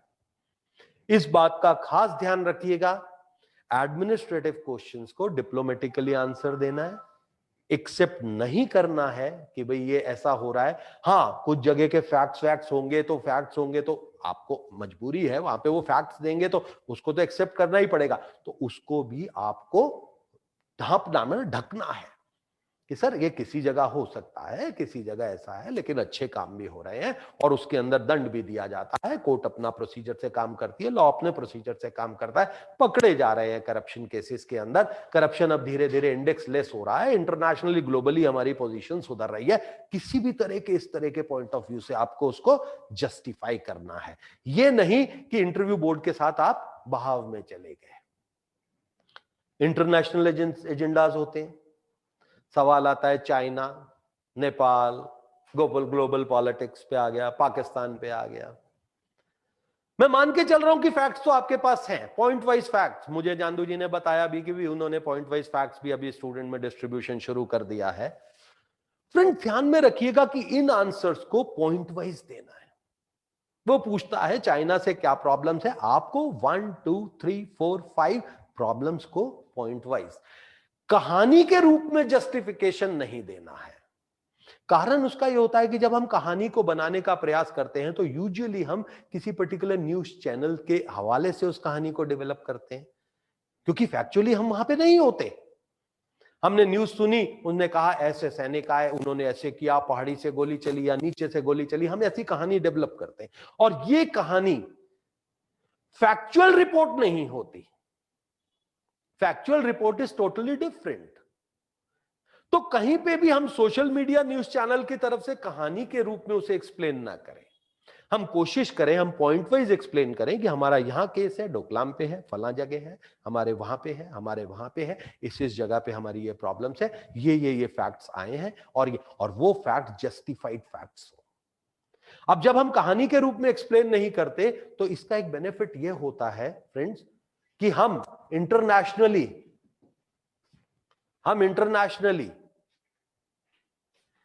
इंटरव्यूअर को यह मौका नहीं देते कि वो इन बिटवीन क्वेश्चंस को इनकॉर्पोरेट करे। अगर आप कहानी बोलते हो ना तो कहानी के अंदर इनकॉर्पोरेशंस होते हैं, क्योंकि कारण है आपने किसी एक पर्टिकुलर चैनल की बात की, एक दूसरे की उसकी बात की, तो तीसरे की बात तीसरी होगी। इंटरव्यूअर सवाल करेगा, नहीं हमने तो ये सुना था, या हमने तो फैक्चुअल रिपोर्ट में ये कहा था, आर्मी ने तो ये स्टांस लिया है, गवर्नमेंट ने तो ये स्टांस लिया है। तो दिस इज, और ये जो सब्सिडरी क्वेश्चन है ये आपके इंटरव्यू को थोड़ा वीक करते हैं। अगर आप पॉइंट वाइज चलते हैं तो पॉइंट वाइज चलने से आप बिल्कुल फैक्चुअल रहते हैं इनके अंदर, और फैक्चुअल डेटा बहुत इजीली डाइजेस्टेबल, एक्सेप्टेबल होता है। तो यहां पे आपका आंसर ध्यान रखिएगा, step by step point wise होना चाहिए। उसने कहा कि इसको कैसे सफलतापूर्वक ठीक किया जा सकता है इस इश्यू को, आपका इससे करो साहब, इससे करो, इससे करो, इससे करो, 4 बातें बोली, खत्म। ये क्या समस्या है साहब, ये है, ये है, ये है, ये है। अच्छे पढ़े हो, सन भी बता दो, अच्छे पढ़ा हुआ है थोड़ा सा उसके बारे में ब्रीफ भी कर दो, लेकिन पॉइंट वाइज। इंटरमिंगलिंग मत करो, मिक्सिंग मत करो, कहानी के रूप में मत डेवलप करो। तो ये इंटरनेशनल इश्यूज के ऊपर कोशिश करो ये, और ध्यान रखो इसके फैक्ट्स होने चाहिए। कई बार क्या होता है, हम ग्लोबल पॉलिटिक्स पे कोई क्वेश्चन पूछते हैं, वो कहता है अरे इंडिया तो अब इतना महान राज्य है सर, अपने भारत देश इतनी तरक्की कर गया, ये कर गया, वहां पे अब इंटरनेशनली हमारी इमेज ये हो गई है। अब ये इंटरनेशनल इमेज है क्योंकि उसने किसी न्यूज चैनल, किसी और सोशल मीडिया के माध्यम से पढ़ा, हमें बोल दिया। अब ये जनरल क्वेश्चन आंसर है। अब इस जनरल आंसर में उससे सवाल पूछते हैं, अच्छा इस बार जीडीपी क्या रही, चाइना की क्या रही, क्या वो इंडिया से ज्यादा थी, कम थी, नेपाल की स्थिति में था, कितना हमने वहां पे टर्नओवर वो बिजनेस किया, अमेरिका के साथ हमारे कौन से एजेंडा साइन हुए जिससे हमें बिजनेस का हमें ये ग्लोबल इकोनॉमी में फायदा होगा। अब देखिए ये सब्सिडरी क्वेश्चन कितने जुड़ गए। अब ये सब्सिडरी क्वेश्चंस जो है वो आंसर करने में दिक्कत आती है, क्योंकि वही बात आ गई कि कितना पढ़े, हर चीज तो पढ़ ही नहीं सकते, हर चीज कहां समझ में आती है, कहां याद रहती है। तो ध्यान रखिए कि जब हम इंटरनेशनल एजेंडास के ऊपर पॉइंट वाइज आंसर देते हैं, बिल्कुल पिन पॉइंटेड, तो ये सब्सिडरी क्वेश्चन डेवलप नहीं होता। तो आप कोशिश कीजिए कि इसको जितना short and sweet point pointed रखेंगे उतना आपको बेनिफिशियल रहेगा इन द इंटरव्यू। हां, कुछ एक बच्चे आप में से हो सकता है 5 बच्चे, 3 बच्चे, 7 बच्चे, 8 बच्चे, 20 बच्चे ऐसे हों जो कहेंगे सब हमें तो पता है कि कई ग्लोबल एजेंडा पूछ लो, हमें जीडीपी ये वो हम सब बता सकते हैं। उन फ्रेंड्स को कहूंगा कि वो पॉइंट वाइज आंसर के अंदर थोड़ा सा इकोनॉमिक टच दे दें, थोड़ा सा ये टच दे दें। लेकिन मैं जानता हूं कि यहां पे 204 पार्टिसिपेंट्स हैं और 204 में से 190 सारे कुछ नहीं जानते होंगे, और सारा कुछ ना जानने की वजह से कहीं वो ऐसे जनरलाइज आंसर में गए तो फंस जाएंगे। समझ गए? ये मेरा अगर ओल्ड इंटरव्यू ध्यान में रखे तो आप ध्यान में रखिएगा कि मैं ये जो बचे हुए 14-20 के बारे में उनकी बात कर रहा हूं कि जो ये चाहते हैं कि interviewer should ask question as what I want, कि मैं जो चाहता हूं वैसा क्वेश्चन मुझसे पुटअप करे, वो इसे यूज कर ले। लेकिन मोस्ट ऑफ दी बच्चे जो वो हैं, मैं जानता हूं उन्हें इसे पॉइंट वाइज देना चाहिए। पॉइंट वाइज में फंसने के चांस कम से कम होते हैं and you can easily come out of it. तीसरा, स्टेट इश्यूज होते हैं। स्टेट इश्यूज पे जब वे वर्किंग ऑफ द गवर्नमेंट की बात करते हैं, साहब वहां तो इतने रेप होते हैं, ये होता है, साहब उसके अंदर ये हो गया, हाथरस का केस हो गया, ये एडमिनिस्ट्रेटिव कुछ हुआ ही नहीं, स्टेट गवर्नमेंट कुछ कर ही नहीं रही, आपको स्टेट गवर्नमेंट के साथ इस तरह करना चाहिए, आपको ये करना चाहिए। देखिए आप मान के चलिए ऐसे स्टेट गवर्नमेंट काम करेगी तो कैसा चलेगा। रिसेंट केस अभी आप देखिए कि अभी मुंबई में, अगर आज की न्यूज देखी होगी, मुंबई के अंदर है कि एक कमिश्नर ऑफ पुलिस सीधा ही गृह मंत्री के ऊपर चार्जेस लगा देता है। सवाल आ जाता है कि ऐसे केसेस को कैसे हैंडल करें। फ्रेंड्स, फिर मैं बताता हूं, since you are an administrative officers, try to defend state laws. ये जो क्वेश्चंस होते हैं इसके ऊपर ध्यान में रखिए कि ये इश्यूज ऐसे हैं, हर जगह होते हैं, हर जगह। यहां पे आपका एक साइकोलॉजिकल टेस्ट होता है। उन्हें भी पता है कि कई ऐसे क्षेत्र हैं हर जगह गवर्नमेंट जाके हर चीज को सॉल्व नहीं कर सकती। दे नो इट, उन्हें पता है। वो सिर्फ आपको ये जज कर रहे हैं कि क्या ये सॉल्व नहीं होता तो ये बच्चा इसे एक्सेप्ट करके ये कहता है कि गवर्नमेंट बुरी है कि नहीं। इंपॉर्टेंट ये है, ध्यान में रखिए, यहां पे हम गवर्नमेंट लॉज, गवर्नमेंट उसके अगेंस्ट नहीं जाएंगे, because we are going in government, serving to the government. हम गवर्नमेंट ऑफिशियल बनने वाले हैं। हमें यहां पे गवर्नमेंट को डिफेंड करना है। उनके इश्यूज को भी, जैसा मैंने आपको फर्स्ट क्वेश्चन में बताया, उनके इश्यूज को एड्रेस करें, उनके फैक्ट्स को सुने, उनके फैक्ट्स को प्लीड करें, उनको एक्सेप्ट करें। एक्सेप्ट करने के बाद ये बोलें कि sir government can not do everything, हाँ कुछ एरियाज में हो रहा है and that should be addressed upon, उनको देखा जाना चाहिए। लेकिन इसका अर्थ ये नहीं है कि भाई गवर्नमेंट ही गलत है। गवर्नमेंट गलत नहीं है, गवर्नमेंट बहुत जबरदस्त काम कर रही है हर तरह से, उनके इतने लॉज है, इतना काम है, गवर्नमेंट उसको बहुत अच्छा मैनेज कर रही है और administratively we are also managing. आपका एटीट्यूड ये होना चाहिए, इस एटीट्यूड से नहीं कि आप बह गए, हाँ साहब गवर्नमेंट बेकार है, हाँ साहब देखो अब देश का गृह मंत्री खराब है तो हम क्या करें। है नहीं है, ये लेट द गवर्नमेंट या लेट द एजेंसीज डिसाइड, आपके लिए नहीं है। हाँ, जहां पे कोर्ट का डिसीजन आ गया, जहां पे कोई कॉन्स्टिट्यूशनल प्रोविजन आ गया, जहां पे कोई लॉ बन गया, वहां एक्सेप्ट करिए। बिकॉज वो आप पे बाइंडिंग लॉ है, वो आपको भी as an administrative officer accept करना पड़ेगा। तो अगर ऐसी कोई स्थिति आ जाती है तो आप उसे एक्सेप्ट कीजिए, लेकिन उसके बारे में फैक्ट पता हो तो। अगर आपको पता नहीं है तो बेसिक चीज पे रहिए, वही मैं बता रहा हूं कि आप में 150-200 लोग ऐसे होंगे जिसको हर चीज हर उसके बारे में नहीं पता, तो आपको एक उसको डिफेंड करना ही सबसे बेहतर वो ऑप्शन है, क्योंकि लॉ बना नहीं बना नॉट नोन। चौथा बहुत इंपॉर्टेंट बात है, कोई कंट्रोवर्शियल इश्यूज की बात। अब तक आपको इंटरव्यू में बताया कंट्रोवर्शियल इश्यूज। फ्रेंड्स एक बात ध्यान में रखिए, जैसे फार्मर एक्ट है, वीकनेस है, एडमिनिस्ट्रेटिव फंक्शनिंग की वीकनेस है, कोई और एक्ट आ गया, सीएए, एनआरसी, वो ध्यान रखिए, अगर कॉन्स्टिट्यूशनल प्रोविजन बन चुका है तो you have got no other option to defend it.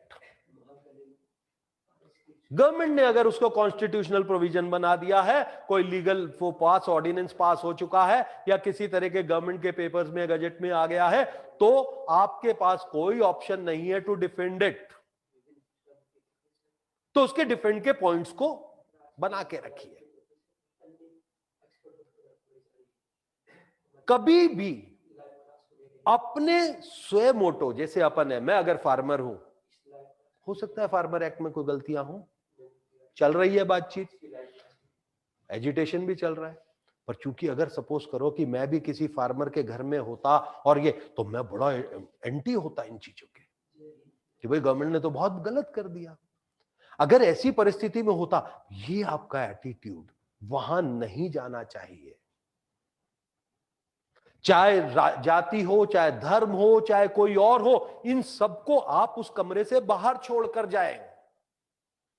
कभी भी ये मत सोचे कि भाई हम यहां पे आए हैं तो हम डिफेंड करें अपनी पर्सनल प्रैक्टिसेस को, बिकॉज आप आरएस बनने जा रहे हैं, that is not your personal life. अब जब आप डिफेंड नहीं कर रहे तो एक बहुत इजी मेथड है, defend what is in written in constitution, what is there in law, what is government is doing, है ना, बड़ा इजीली डिफेंड हम कर लेंगे। लेकिन किसी पॉइंट पे आप अगेंस्ट बोलते हैं तो ध्यान रखिए कि इंटरव्यूअर हमेशा उस अगेंस्ट पॉइंट को जस्टिफाई करने के लिए कहेगा आपको, और जब आप जस्टिफाई है तो तब आपके पास फैक्ट्स होने चाहिए। तो फ्रेंड जो ये कंट्रोवर्शियल मुद्दे, इसके टू एंड फ्रो दोनों फैक्ट्स के बारे में बहुत अच्छी तरह स्टडी कीजिए। कई बार इंटरव्यूअर ऐसी स्थिति में होता है कि वो आपको, जब आप इसके बोलते हैं कि नहीं गवर्नमेंट सही कर रही है, ये है, तो वो ये पूछ लेता है आप उसके 5 सही तरीका कारण बताइए, अच्छे कारण बताइए, फायदा क्या होगा ये बताइए। कई बार ऐसा होता है कि इंटरव्यूअर ये कहता है आप कह रहे हैं ये सही है, इसमें ये कमी है, इसमें ये कमी है, इसमें ये कमी है, इसमें ये कमी है, वो 4 कमियां गिना देगा।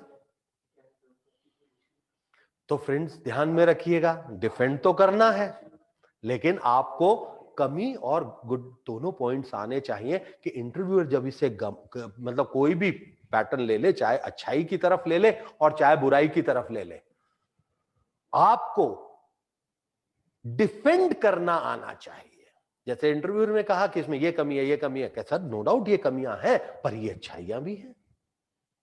इंटरव्यू कहता है क्यों अच्छा क्या है, ये इतनी इतनी चीजें अच्छी है, तो क्या सर अच्छी है, लेकिन ये 2 कमियां भी हैं, इनको अपने को रूल आउट करना चाहिए। जैसी गवर्नमेंट एक्सेप्ट कर रही है कि हम थोड़ा संशोधन कर देंगे। एक फ्रेमवर्क ऐसा लेके चलना है, तो इसके अंदर आपको नॉलेज होनी चाहिए। जो थर्ड कैटेगरी के बच्चे सोच रहे हैं ना कि हम वहां पे कुछ भी बोल देंगे, वो बच्चे इसका आंसर नहीं दे पाएंगे। तो आपको ये ध्यान में रखना है कि हमें ये नॉलेज होनी चाहिए, ये इतनी सी बात हमें पढ़ के वहां पे जाना है। और पढ़ाई न्यूज चैनल्स के थ्रू नहीं, सोशल मीडिया के थ्रू नहीं होनी चाहिए, कम से कम इन इश्यूज के अंदर। इन इश्यूज के अंदर सोशल मीडिया या न्यूज हमेशा बायस्ड प्रोड्यूस करता है, कोई ना कोई बायसनेस होगी। आपको उस बायसनेस के अगेंस्ट जाना है, फैक्चुअल प्रोड्यूस करना है और फैक्चुअलिटी से आगे प्रोड्यूस करना है। तो उसके अंदर आप कोशिश कीजिए कि द ओरिजिनल डॉक्यूमेंट को पढ़ने का प्रयास कीजिए, उसके फैक्ट्स के अकॉर्डिंग मूवमेंट की बात कीजिए। तो ध्यान रखिए इस वाले इशू के ऊपर यह बात ध्यान में करना है। फ्रेंड अब अपन बात करते हैं कि हमें इंटरव्यू के दिन क्या सोचना है, कैसी स्थिति में रहना है। ध्यान से याद रखिए, सुबह उठ के इंटरव्यू के बारे में मत सोचो, पढ़ो मत, मेरा कहना है। क्योंकि अगर अर्ली मॉर्निंग भी आप पढ़ाई में ध्यान देते हो, वो इंटरव्यू में बेनिफिट तो नहीं करता। मैंने आपको जो शुरू में बताया वो आपकी नेगेटिविटी इंक्रीज करता जाएगा। इंटरव्यू के दिन तो आप जब उठते हो, जैसा भी आपकी दिनचर्या पूरी करो, प्रार्थना करो, भगवान से कहो कि मुझे सिलेक्शन हो जाए, और उस दिन के न्यूज़पेपर को पढ़ो। अखबार 2 हो जाए, 3 हो जाए, कोशिश कीजिए विदाउट थिंकिंग ऑफ इंटरव्यू उस न्यूज़पेपर को थोड़ा ढंग से पढ़ो। क्योंकि most of the time interview board जो होता है वो सुबह न्यूज़पेपर पढ़कर आता है, और वो न्यूज़पेपर के 1-2 क्वेश्चंस जरूर इनकॉर्पोरेट करता है इंटरव्यू के अंदर। शायद मौका आपका हो, आपके 30 में से 5-7 मिनट न्यूज़पेपर में ही निकल जाए। तो न्यूज़पेपर आपको पढ़ना है, फ्रेश माइंड से वहां पे जाइए, और 4 बातों का खास ध्यान रखिए इंटरव्यू टाइम पे, जिससे कंप्रोमाइज करना ही नहीं है। पहला, be completely normal, try to be what you are. बिल्कुल नॉर्मल स्थिति में जो तुम हो वो ही वहां पे रहना है। आप में से 50-60% को यह समझाया गया है कि इंटरव्यू के लिए आप अपने ओरिजिनल ऑरा को चेंज करके ऐसा बनाइए, वहां पे बहुत फायदा होगा। लेकिन फ्रेंड्स, मैं बताऊं, या तो उस ऑरा को इनकॉर्पोरेट कर लीजिए अपने इनहेरिटेड माइंड में। अगर आप नहीं कर पाते तो वहां पे इतने एक्सपीरियंस लोग होते हैं कि वो समझ जाते हैं कि ये बनावटी चीज है, ये बना के हमें बता रहा है। तो उससे बेटर होता है कि आप प्योर व्हाट यू आर वहां पे पेश कीजिए, अपने आप को कॉन्फिडेंटली पेश कीजिए। तो try to be normal, be what you are. उसको कहीं भी वेग उसमें नहीं लेके जाइए। ये मत सोचिए कि वो ऐसा कर रहा है, वो ऐसा कर रहा है, उसने ऐसा किया, उसने ऐसा किया, नहीं। दूसरी बात, try to answer what you know. उत्तर वही देना है जो आपको आता है, फ्रेमिंग नहीं करनी। Don't frame an answer. Most of the time interview पता है बच्चों कैसे खराब होता है? सर इसमें ये है, वो इंटरव्यूअर कोई क्वेश्चन पूछ रहा है और आपका उसका कोई सब्सिडरी फैक्ट जानते हो, या उसके पहले की बात जानते हो, या उसके बाद की बात जानते हो। आप कहते हो सर वैसा भी तो हुआ था। वो सब्सिडरी फैक्ट को निकाल के सर इसमें तो ऐसा होता है, या फ्रेम करने लग जाते हो आंसर। सर इसमें देखिए ऐसा हुआ था, सर मैंने एक न्यूज़पेपर पढ़ा था उसमें ऐसा कहा गया था, साहब मेरे एक न्यूज़ देखा था उसमें ऐसा कहा गया था। ये framing. Try not to frame that. Try to speak what you know. आपको अगर उसके बारे में फैक्ट है बताइए, अच्छी तरह बताइए, पॉइंट वाइज बताइए। और अगर आप उसके बारे में नहीं जानते तो डोंट मरमर, ओ सर, हाँ सर, ये नहीं करना है। बहुत पॉजिटिवली बोलिए कि सर एक्सट्रीमली सॉरी, इस विषय के बारे में मुझे अधिक जानकारी नहीं है। इसमें कोई बुराई नहीं है, लेकिन नहीं जान के कोशिश करना, इधर उधर की बातें घुमाना, ये ज्यादा नेगेटिव जाता है। Try, don't frame an answer, try to say what you know. तीसरी बात, be factual as much as you can, short and sweet. आपको फैक्चुअल रहना है, पॉइंट वाइज रहना है, शॉर्ट एंड स्वीट रहना है। इलेबोरेटिव कहानी नहीं करनी है। फैक्ट्स जो पता है उसे फैक्ट के अकॉर्डिंग ही प्रेजेंट कर दीजिए। वहां पे किसी भी तरह की इफ एंड बट्स के अंदर नहीं जाना, और शॉर्ट एंड स्वीट आंसर देना है।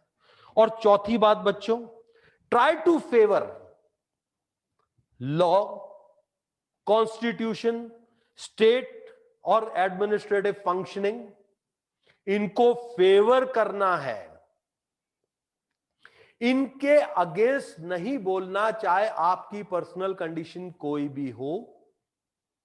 हां, कुछ केसेस में ऐसा है तो try to be diplomatic in answer, लेकिन एंड रिजल्ट फेवर ही होना चाहिए। लॉ और कॉन्स्टिट्यूशन से तो नो कंप्रोमाइज। ध्यान में रखिए, इन 4 बातों को अगर मेंटली प्रिपेयर करके रखेंगे तो आप इन फ्रेमवर्क के साथ वहां जाइए, इन स्टार्ट से एंड तक।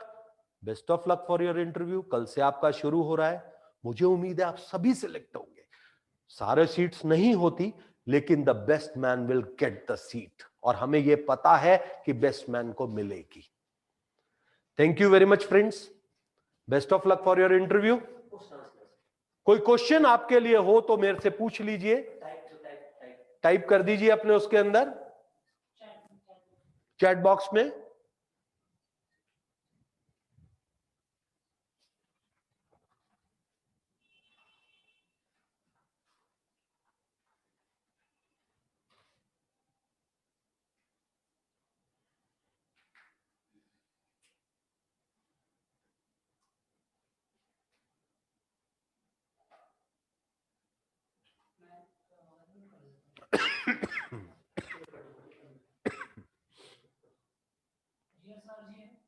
हाँ बोलो, हाँ अनम्यूट, हाँ क्वेश्चन पूछिए, अनम्यूट कर दिया, हाँ पूछिए, भाई नाम बोले ना। हाँ GSR, आपने हैंड रेस किया है।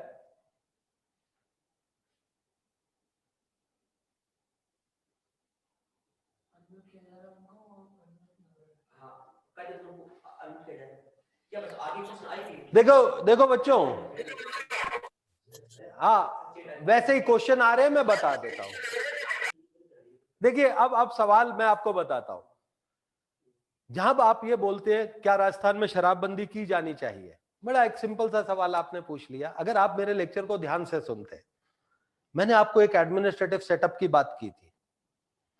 शराबबंदी होनी चाहिए, ये हम सब जानते हैं, लेकिन शराबबंदी होने से कितना नुकसान होगा गवर्नमेंट को, इसके बारे में भी हमें जानकारी होनी चाहिए। तो अब इसके आंसर्स आपके पास की जानी चाहिए कि नहीं की जानी चाहिए, दोनों वे से हैं। अगर आपके पास फैक्ट्स हैं तो आप कहो कि शराबबंदी तो की जानी चाहिए, एवरीबडी नोज, परंतु गवर्नमेंट को इतना लॉस होगा। शराबबंदी के ये नुकसान है, हम सबको पता है। लेकिन इसका आंसर हां या ना नहीं होता, एंड यही होता है कि व्हाट द गवर्नमेंट डिसाइड ये होगा। इसका आंसर ये थोड़ी है कि हां साहब करनी चाहिए बिल्कुल कर दो, ऐसा आंसर नहीं होता। तो आप एक जनरलाइज जब ऐसे आंसर्स की बात करते हो तो इसमें एडमिनिस्ट्रेशन के प्रोज एंड कॉन्स को देखिए। अब जब आपको सपोज करो कि शराब की इनकम पता ही नहीं है और सवाल ये पूछ लिया, तो सर मेरे विश्वास से तो शराबबंदी होनी चाहिए। शराब पीने के ये नुकसान होते हैं, ये होते हैं, नो डाउट गवर्नमेंट इससे अर्न करती है। अगर गवर्नमेंट इसका कोई सब्सिडरी एंगल से कोई अर्निंग सोच सकती है तो शराब इटसेल्फ वाकई में खराब है समाज के लिए, बिल्कुल इसको एक्सेप्ट करो, कोई दिक्कत वाली बात नहीं है। लेकिन साथ में ये कहो कि भाई गवर्नमेंट को इस एंगल से और इनकम के बारे में सोचना चाहिए, क्योंकि एक्साइज के अंदर शराब की सबसे ज्यादा इनकम होती है। तो ये बात का ध्यान रखिए कि जब आप ऐसे आंसर्स देते हैं तो आपको सोशल उसका मूवमेंट्स का या सोशल कंडीशंस का ख्याल रखना चाहिए, लेकिन साथ गवर्नमेंट का भी रखना चाहिए। इसमें ये आंसर नहीं होता हां साहब की जानी चाहिए, दिस इज अ वेग एंड ब्लंट आंसर। तो इस बात का थोड़ा सा ध्यान रख के इन आंसर्स को देना है।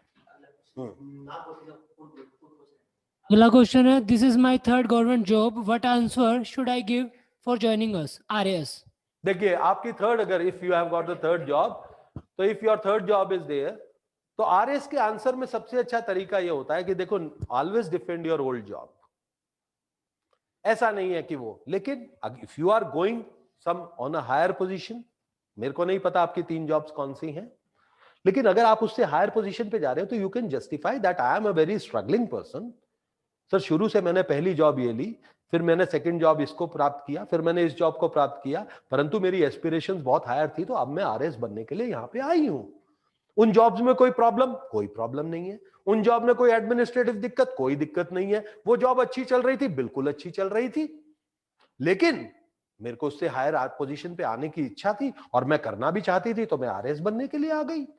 इसका कोई ये आंसर नहीं होता कि भाई मेरे को उसमें दिक्कत है। अपने पुरानी जॉब को डिफेंड करना है आपको, उसके अगेंस्ट बोल के इस आरएस में नहीं आना। लेकिन आप उससे अगर हायर पोस्ट पे आ रहे हो, लेकिन वहां दिक्कत आती है जब आप आरएस किसी लोअर पोस्ट पे जा रहे होते हो, उसके आंसर में बहुत डिप्लोमेटिक होना पड़ता है। अगर आप छोटी पोस्ट से हायर जा रहे हो तो it is a very generalise answer कि सर हर बच्चे का एस्पिरेशन होता है दैट ही शुड राइज, और मैं इस पे राइज करना चाहती हूं, वहां पे आप आंसर दे दे। लेकिन अगर आप सपोज करो आप आईएएस और आरएएस से, आप एक लेक्चरर है, एसोसिएट प्रोफेसर, और आप आरएएस बनना चाहती है, वहां आंसर देने में नो डाउट दिक्कत आती है। वहां पे आपको डिप्लोमेटिक आंसर देना पड़ता है, आपको आरएएस के वर्किंग और उसके बारे में बहुत डेप्थ में उन्हें बताना पड़ता है। नेक्स्ट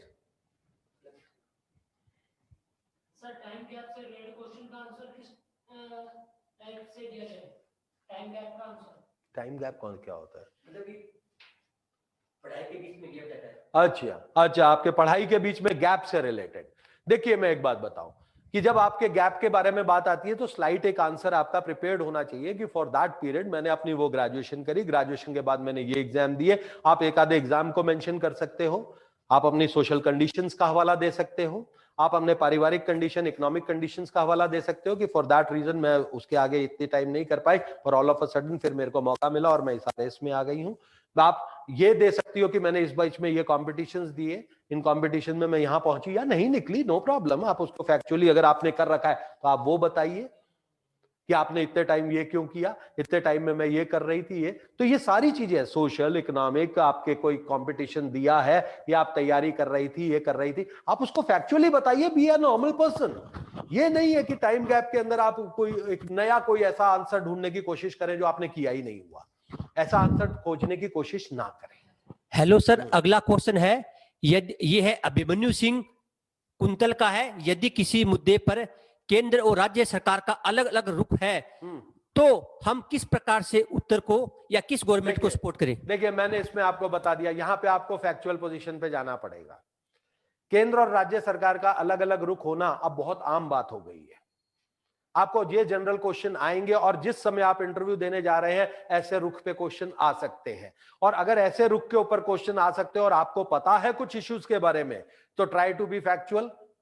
फैक्ट कौन से? लॉ के फैक्ट्स लीजिए, कॉन्स्टिट्यूशन के फैक्ट्स लीजिए, केंद्र के फैक्ट लीजिए, स्टेट के फैक्ट्स लीजिए। और स्टेट के फैक्ट्स अगर स्टेट की कंडीशन से कोई मिसमैच करता है तो आप उस तरह के पूरा फैक्चुअली उसे बताइए, पर be very factual. Favour against की यहां बात नहीं होती, यहां पे आपको फैक्चुअल रहना है। फेवर और अगेंस्ट में नहीं बोलना कि हम भाई राज्य सरकार की फेवर करें या उसके फेवर क्यों करें, हम उसमें फैक्ट्स के ऊपर बात करेंगे। ऐसे यही आंसर में मैं बता रहा हूं, be factual, be point wise, be short and sweet. इसको डिप्लोमेटिकली मिनिमाइज करके खत्म करना है, लेकिन यहां मेंटली फेवर लेने की बात मत कीजिए, क्योंकि फेवर लेते हैं तो आपको नहीं पता कि मेंबर में कोई एक ऐसा मेंबर जो अदर मानसिकता का हो या किसी और तरीका का हो, वो आपको कहीं ना कहीं उलझाएगा। हाँ, तो आपको यहां फैक्चुअल रहना है इन इश्यूज के ऊपर कि सर ये चीज फैक्ट वहां पे केंद्र ने दिया ये, लेकिन राज्य की परिस्थिति अनुसार ये फैक्ट्स लागू हो सकते हैं, तो राज्य की परिस्थिति के अनुसार इन फैक्ट्स को अडॉप्ट करने में कोई बुराई नहीं है। ऐसे और लेकिन ऐसे हेल ऑफ द केसेस होंगे, आज के टाइम में चल रहा है केंद्र राज्य संबंध में, तो कुछ केसेस के ऊपर इस पे तैयार रहिए और डिप्लोमेटिकली इसका आंसर दीजिए। पर मेंटली ये मत सोचिए कि मुझे किसका फेवर लेना है और किसके अगेंस्ट बोलना है, क्योंकि वहां आप फिर बायस्ड आंसर देंगे और बायस्ड आंसर में बोर्ड से हो सकता है कि आपकी इस बात को पकड़कर कोई और क्रॉस क्वेश्चनिंग हो जाए। अगला क्वेश्चन है सर, अपनी कमियों को कैसे बताएं? अपनी कमियों को कैसे बताएं? देखिए अब मैं बताइए, ये हम भी शुरू में बात करते थे, जब हम इंटरव्यू बोर्ड में बांटते थे तो हम बताते थे कि अपनी कमियों को ऐसे जनरेट कीजिए जो वहां पे फायदेमंद हो, ये हो। लेकिन अल्टीमेटली मैं बताऊं कि अपनी कमियों को बताने के लिए बी वेरी फैक्चुअल, उसमें कोई बुराई नहीं है, लेकिन कोशिश कीजिए कमी ऐसी मत बताइए जो आपकी एडमिनिस्ट्रेटिव वीकनेस बने। मैं सोता ज्यादा हूं, कमी है, वहां पे जैसे ही सेकेंडरी सवाल आता है कि आप सोते ज्यादा हैं तो फिर एडमिनिस्ट्रेशन में काम कैसे करेंगे? सर नौकरी लगेगी तो सोना बंद कर दूंगा। अभी चूंकि मैं फ्री होता हूं तो मैं नेचुरल है, मुझे नींद ज्यादा आती है, सब मैं ये काम ज्यादा करता हूं। तो आप अपनी कमी को इस तरह बताना है जो आपकी एडमिनिस्ट्रेटिव वीकनेस ना हो, रेस्ट ऑफ दी कुछ भी हो, कोई फर्क नहीं पड़ता। लेकिन हमारे यहां पे कई बच्चे आए, वो आके बोलते हैं सर मुझे इंग्लिश नहीं आती। अब आप अगर ऐसी कमी को वहां पे बोलते हो तो एडमिनिस्ट्रेशन में बहुत सारे काम इंग्लिश में होते हैं, तो एडमिनिस्ट्रेटिव वीकनेस बन जाएगी। तो वैसी कमी आपको हाइड करनी है जो एडमिनिस्ट्रेटिव वीकनेस है।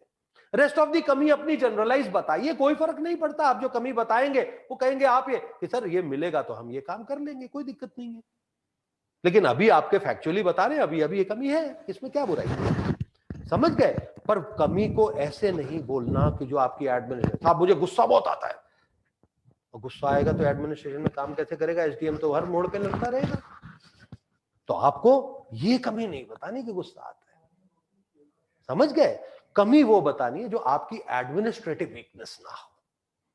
बाकी कमी है तो है, कोई बात नहीं। अगला क्वेश्चन है सर, योगा या खाना बनाने को हम हॉबी बता सकते हैं क्या? बिल्कुल बिल्कुल, देखिए मैं आपको हॉबी कोई भी बता सकते हैं। कुकिंग आपकी हॉबी हो सकती है, योग प्राणायाम आपकी हॉबी हो सकती है, सब चीजें हो सकती हैं। लेकिन ध्यान में रखिए कि कुकिंग जैसे ही आप बोलेंगे तो कहेंगे अच्छा कुकिंग का बहुत शौक है, अच्छा पिछले 2 दिन में क्या कुक किया? अगर आप उस पर अटक गए फिर दिक्कत आएगी। अच्छा आप वो चीज बनाना जानते हैं, अटक गए तो दिक्कत आएगी। अच्छा कुकिंग आपकी हॉबी है, जब अपन वो बनाते हैं तो उसमें वो मसाला डालते हैं क्या? अटक गए, दिक्कत आएगी। प्राणायाम में फला योग का मुद्रा बता सकते हैं, प्राणायाम करने से हमें क्या फायदा है? प्राणायाम के कोई 2-3 वो बताइए, योग के 3-4 आसन बताइए। जब हम वहां अटक गए तो दिक्कत आ जाएगी। हॉबी आप बता सकते हैं, नो प्रॉब्लम, लेकिन वो जनरलाइज इससे एक नेक्स्ट क्वेश्चन जरूर पूछेंगे। जैसे अब मैं कह रहा हूं कि आपने कह दिया कि साहब मैं गार्डनिंग करता हूं, अच्छा आपके गार्डन में कौन कौन से पौधे हैं? अब पौधे जैसे ही आपने करी नहीं होगी गार्डनिंग तो कैसे याद करोगे? रोज है, 2-4 घर के पौधे बता दोगे, उससे ज्यादा कैसे बताओगे? ये दिक्कत आती है। फिर क्या आपने हाइड्रोपोनिक्स के बारे में सुना है? गार्डन के अंदर इजरायली टेक्निक एक आ रही है, सुना है? आपने रशिया के अंदर गार्डनिंग की ये टेक्निक है, सुना है? अब ये एक सब्सिडरी कुछ के क्वेश्चन होते हैं, ये एक जनरलाइज फैक्ट है जो हर जगह अवेलेबल है। तो ऐसे जो क्रॉस क्वेश्चन में जो सब्सिडरी क्वेश्चन है वहां आंसर करने में दिक्कत नहीं होनी चाहिए, बाकी हॉबी कुछ भी बता सकते हैं। अगला क्वेश्चन है सर, किसान जो बिल है, किसान का जो मुद्दा है, उस पर हमारा उत्तर किस प्रकार होना चाहिए? जो किसान बिल या किसान मुद्दे पर हमारा उत्तर कैसा होना चाहिए? देखिए किसान बिल मैं आपको बताता हूं, किसान बिल जो है इसके ऊपर एक संतुलित उत्तर होना चाहिए। ये वही तरह का प्रश्न है, क्या शराबबंदी होनी चाहिए? संतुलित उत्तर से मेरा मतलब यह है कि सेंट्रल गवर्नमेंट मेकअप माइंड कर रही है कि ये बिल अच्छा है, फायदा होगा। हर 100 तरह के उन्होंने डिटेल्स बताई हैं कि फायदा कैसे होगा, आपको वो पता होनी चाहिए। दूसरा, किसान आंदोलन कर रहे हैं, वो कह रहे हैं नुकसान होगा, उन्होंने 2-3 बातें ऐसी बताई हैं जो फैक्चुअल भी हैं। देखिए आप वहां पे ये नहीं है कि सेंट्रल गवर्नमेंट ने बोला है तो वो सारा कुछ फैक्ट है, किसानों की कुछ 3 बातें फैक्ट है, आपको वो 3 बातें पता होनी चाहिए। एमएसपी ये वो, एसडीएम के पास केस जाएगा, ये जाएगा, व्हाटसोएवर, आपने ये पढ़ रखा है, मुझे पता है। स्टेट गवर्नमेंट उसके अगेंस्ट में बोलती है तो वो किसान के फेवर में लेके इन 3 बातों को बोलती है। तो आपका जो आंसर है वो संतुलित होना चाहिए कि किसान बिल नो डाउट से सेंट्रल गवर्नमेंट की एक स्कीम है, ऐसे आई है, इसके अंदर देखिए ये बेनिफिट है, परंतु किसान जो है वो इन 3 बातों पे है जिसका संशोधन सेंट्रल गवर्नमेंट करने को तैयार है। अगर ये संशोधित करती है तो नो डाउट किसान बिल इन चीजों में फायदा देगा। संतुलित उत्तर दोनों पक्षों को लेते हुए एडमिनिस्ट्रेटिव उत्तर है, डिप्लोमेटिक होना पड़ेगा। लेकिन आप ये कहो किसान बिल तो बहुत गलत है, तो वहां पे आपको उसकी अच्छाई पे 100 सवाल दाग देंगे, कैसे गलत है, इसमें ये बेनिफिट होगा, ये होगा, पुराने टाइम से किसान वहां फंस रहे थे, मंडियों में मंडी शुल्क लगता है, ये होता है, किसान बाहर सामान नहीं बेच पाते, कई तरह की बातें बोल देंगे। तो आपका संतुलित उत्तर, संतुलित मैं एक बात बताता हूं कि क्या होता है कि ये जो प्रश्न होते हैं इसके अंदर ध्यान रखिए, keep walking on the wall. आपके पास एक दीवार है और आपको सीधा एक दीवार पे चलना है। आपके पास 2 पक्ष हैं, दोनों पक्ष साइड में आपको खींचेंगे। अब यहां के जो उत्तर होते हैं उसका एक बात का ध्यान रखिए कि आपको किसी भी पक्ष पे गिरना नहीं है, आपको दोनों पक्षों को साथ लेके चलना है और आगे बढ़ते हुए जाना है। और इसका एंड रिजल्ट है कि अगर कोई पक्ष विनिंग स्टेज पे आ भी जाता है तो यह बात मान के चलो कि आपके आंसर की में मार्क्स कटिंग के चांसेस खत्म हो जाते हैं। विनिंग उस पे आ जाता है, ट्राई टू स्माइल कि ठीक है सर अब आप इसमें फेवर कर गए। इसका मैं एक एक्सपीरियंस बताता हूं, मैं जब इंटरव्यू देने गया था तो एक सवाल पूछा कि जुडिशियल एक्टिविज्म सही है। मेरे को समझ में आ गया जुडिशियल एक्टिविज्म की बात कर रहे हैं, न्यायिक सक्रियता की। यहां पे अब सवाल ऐसा देना है उत्तर कि अगर मैंने कहा गलत है तो ये इतना करप्शन है, नेताओं का करप्शन है, ये है, मैं उसको जस्टिफाई कर रहा हूं। मैं कहूं सही है तो मैं पूरी गवर्नमेंट को अनजस्टिफाई कर रहा हूं, सारी कार्यपालिका के अगेंस्ट बोल रहा हूं। तो मैं keep walking on the wall, मैंने कहा साहब judicial activism no doubt present situation में इन इश्यूज में सही है, परंतु वास्तविकता में ये वीकनेसेस आ जाएंगी अगर इसको बहुत ज्यादा देखा गया। मैं वॉल पे चलने लग गया। चलते चलते in the mid of the interview मेरे से एक सवाल पूछा। मैंने पूछा जुडिशियल एक्टिविज्म हो रहा है तो मतलब ठीक ही हो रहा है, इतने नेता पकड़े जा रहे हैं? ये बीच में सवाल डाला। अब इसका सवाल का उत्तर क्या होता है? मैं बीच में कहा, मैंने कहा यस, नेता पकड़े जा रहे हैं, इस हिसाब से तो ठीक ही हो रहा है। आगे कोई इंटरव्यू चलता रहा। इंटरव्यू के बाद में एंड में के पास जाते जाते फिर मेरे से चेयरमैन ने पूछा, मैडम ने मेरे को कहते कि आप कह रहे हो जुडिशियल एक्टिविज्म सही हो रहा है, अगर जुडिशियल एक्टिविज्म ज्यादा होने लग जाएगा तो how will she change the judiciary? Government को चेंज करने का तो ऑप्शन है आपके पास। अब देखिए यहां पे एक वीकनेस पे मैं आके अटक गया। अब मेरी उस सेकंड आंसर को उन्होंने सही मान लिया, जबकि पहले मैंने आंसर बोथ एंड्स पे दिया था। तो एंड रिजल्ट क्या हुआ? मैं हंसने लग गया, मैंने स्माइल दी और मैं चुप रहा। उसका अंडर मीनिंग यह है कि मैं फंसा नहीं हूं, मुझे फंसाया गया है। ध्यान रखिए कि इन आंसर्स पे ऐसी तरह का एटीट्यूड रखना है। बोथ एंड के फैक्ट्स बताइए, चलते रहिए। एंड रिजल्ट पे अगर कुछ हो भी जाता है तो इंटरव्यूअर जानता है कि हमने फोर्सफुली इसको ऐसा किया है। ये अल्टीमेटली इसका माइंडसेट यही है कि ये अच्छे और बुरे दोनों पॉइंट्स को फेवर और अगेंस्ट में बोल रहा है। समझ गए? तो इस तरह रहना है इन चीजों के ऊपर। अगला क्वेश्चन है सर, अगर मेरा कोई सर आपसे ये पूछे आपका आदर्श व्यक्ति कौन है, अगर सर मेरा कोई आदर्श व्यक्ति नहीं है तो इसका जवाब क्या दें? सर मैं एक बात बताऊं, नहीं है आंसर बहुत आसान होता है कि साहब कोई आदर्श व्यक्ति नहीं है। सही है, फैक्ट है। लेकिन मैं अब आपसे पूछता हूं कि एक एडमिनिस्ट्रेटिव पोजीशन पे आप एक इंटरव्यू लेने बैठे और मैं आके आपके सामने कहता हूं कि नहीं जी मेरा तो कोई आदर्श व्यक्ति नहीं है, आपको कैसा फील होगा? यार किसी व्यक्ति को भी ये दुनिया में अच्छा नहीं मानता, किसी व्यक्ति को भी ऐसा नहीं मानता जिसको ये फॉलो करे, किसी भी व्यक्ति के बारे में ऐसा नहीं सोचता कि इसको मेरे से ज्यादा जानकारी है या इसको फॉलो किया जा सकता है या इन इश्यूज में इसके पीछे चला जा सकता है। आप बताइए ये एटीट्यूड अच्छा रहेगा? खुद आप सोचिए इस बारे में। तो नहीं है कहने से अच्छा है कि कुछ कहें, चाहे अपने पिता को ही बता दें कि मेरे पिता मेरे आदर्श है, कोई फर्क नहीं पड़ता, आदर्श होना चाहिए। समझ गए? सर अगला क्वेश्चन है, अगर लगातार 4-5 क्वेश्चन पूछें, हमें नहीं आए क्वेश्चन 4-5 पूछने के बाद भी, तो सर हमें क्या करना चाहिए? देखिए मैं आपको बताऊं, अगर 4-5 क्वेश्चंस आपके बहुत फैक्ट्स के ऊपर है, फैक्ट्स से मतलब है सब्जेक्टिव फैक्ट्स, किस सन में अकबर यहां आया था, सब्जेक्टिव फैक्ट है।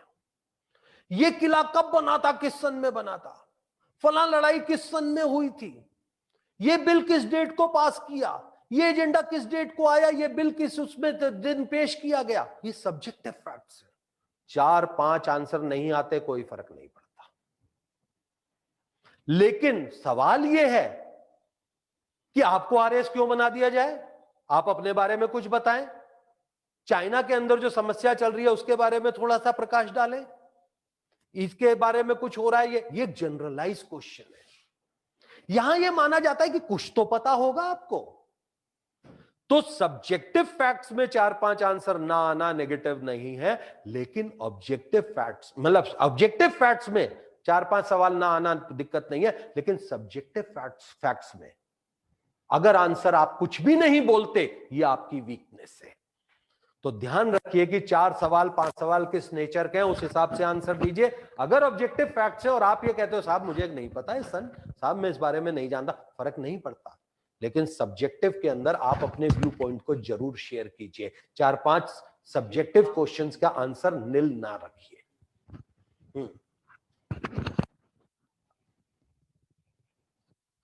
अगला क्वेश्चन है सर, अगला क्वेश्चन है किसान आंदोलन को लेकर 26 जनवरी को जो घटना हुई को एक प्रशासक के तौर पर कैसे हैंडल करोगे? किसान आंदोलन को लेकर 26 जनवरी को हुई घटना को एक प्रशासक के रूप में कैसे हैंडल करोगे? सिंपल सी बात है, आप प्रशासक के रूप में अगर ये कहेंगे साहब मैं वहां पे नाके लगाता, लोगों को उस तरफ नहीं जाने देता, मैं वहां पे उनसे रिक्वेस्ट करता, यही आंसर होगा और क्या आंसर होगा? अगर वहां ये सवाल आता है कि 26 जनवरी की घटना हुई वो सही थी गलत थी, तो गलत थी, सारी दुनिया कहती है गलत है, अपन भी कहेंगे गलत है। हैंडल कैसे करेंगे? तो वो ये नाके लगाओगे, आप उनको किसानों को समझाओगे, उनके पास जाओगे, उनको कहोगे इस रास्ते नहीं रिंग रोड पे चलिए, आपको बाहर का रास्ता दे रखा है, उस तरफ आपको मूवमेंट करना है, यही बातें कहेंगे और क्या कहेंगे। उसके लिए कोई स्पेशलाइज्ड टास्क फोर्स नहीं है कि आप कहोगे वो टास्क फोर्स है, मिलिट्री लगा दूंगा, ये लगा दूंगा, कुछ नहीं।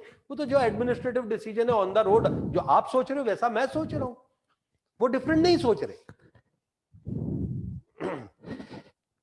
सर अगला क्वेश्चन है, भारत की रैंकिंग डेमोक्रेसी इंडेक्स और बाकी इंडेक्स में पिछड़ गई है, तो सरकार को कैसे डिफेंड करना चाहिए? देखिए मैं एक बात बताऊं, ये आपका जो सवाल है this is a social media question. आप इंडेक्स को सीरियसली पढ़िए। ये डेमोक्रेटिक इंडेक्स में पिछड़ गई है, ये सारे के सारे जितने भी हैं, ये एक सोशल प्लेटफॉर्म के ऊपर ये इंडेक्सेस बनाए गए हैं। ये कोई एक नेचुरल वो नहीं है प्लेटफॉर्म। इस तरह का कोई सवाल नहीं है। ये सवाल 90% पूछा नहीं जाएगा, और अगर पूछ लिया जाए तो आपको भारत को ही डिफेंड करना है।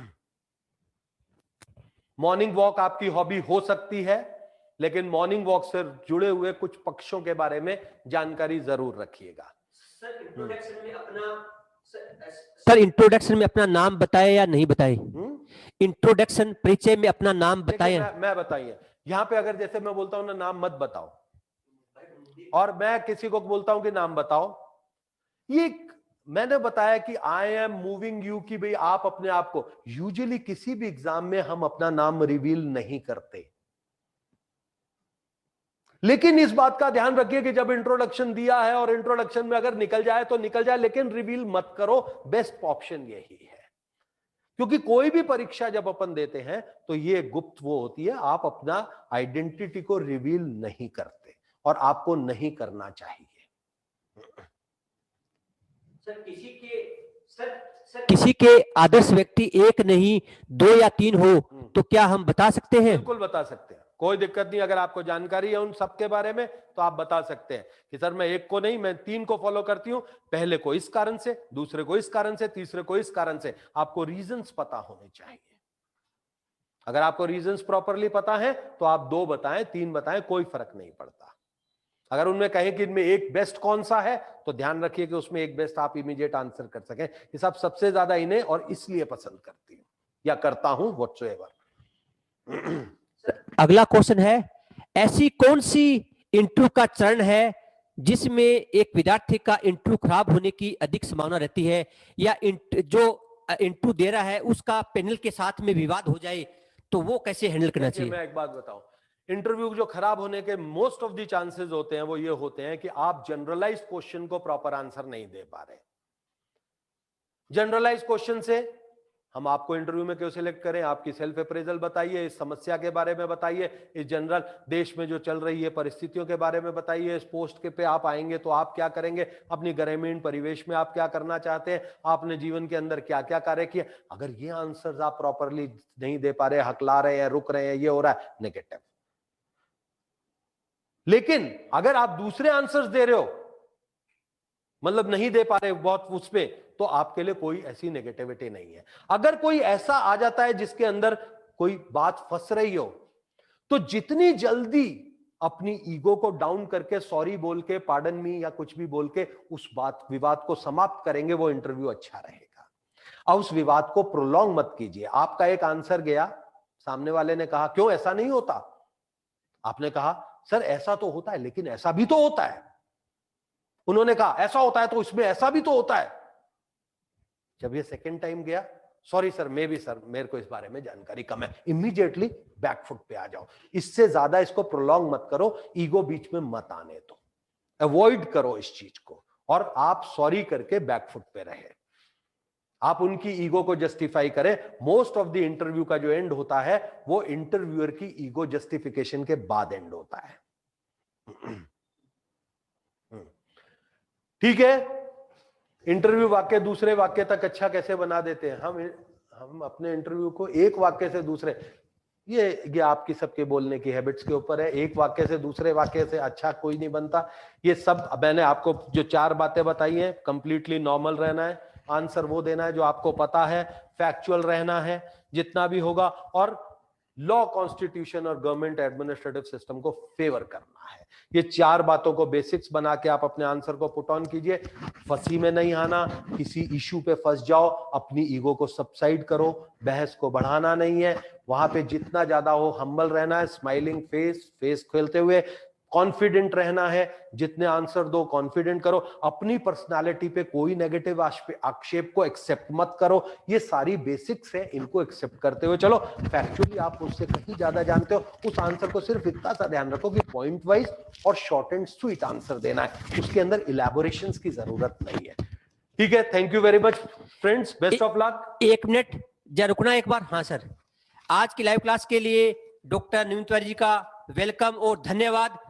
हाँ, लास्ट में ये आपके इम्तिहान की घड़ी है, तो आपके मन में ऐसा जोश होना चाहिए कि हमें रोक सके ये जमाने में दम नहीं, हमें रोक सके ये जमाने में दम नहीं, क्योंकि जमाना हमसे है, हम जमाने से नहीं। इसी जोश के साथ, इसी आत्मविश्वास के साथ आपको इंटरव्यू को फेस करना है, क्योंकि दुनिया की ताकत नहीं जो तुम्हें रोक सके। लास्ट में काम करो ऐसा कि पहचान बन जाए, कदम ऐसे रखो कि निशान बन जाए। यहां जिंदगी तो सब कुछ काट लेते हैं, जिंदगी ऐसे जियो कि मिसाल बन जाए। तो आपको एक मिसाल की तरह जिंदगी को जीना है, तुम्हें कामयाब होना है, तुम होके रहोगे।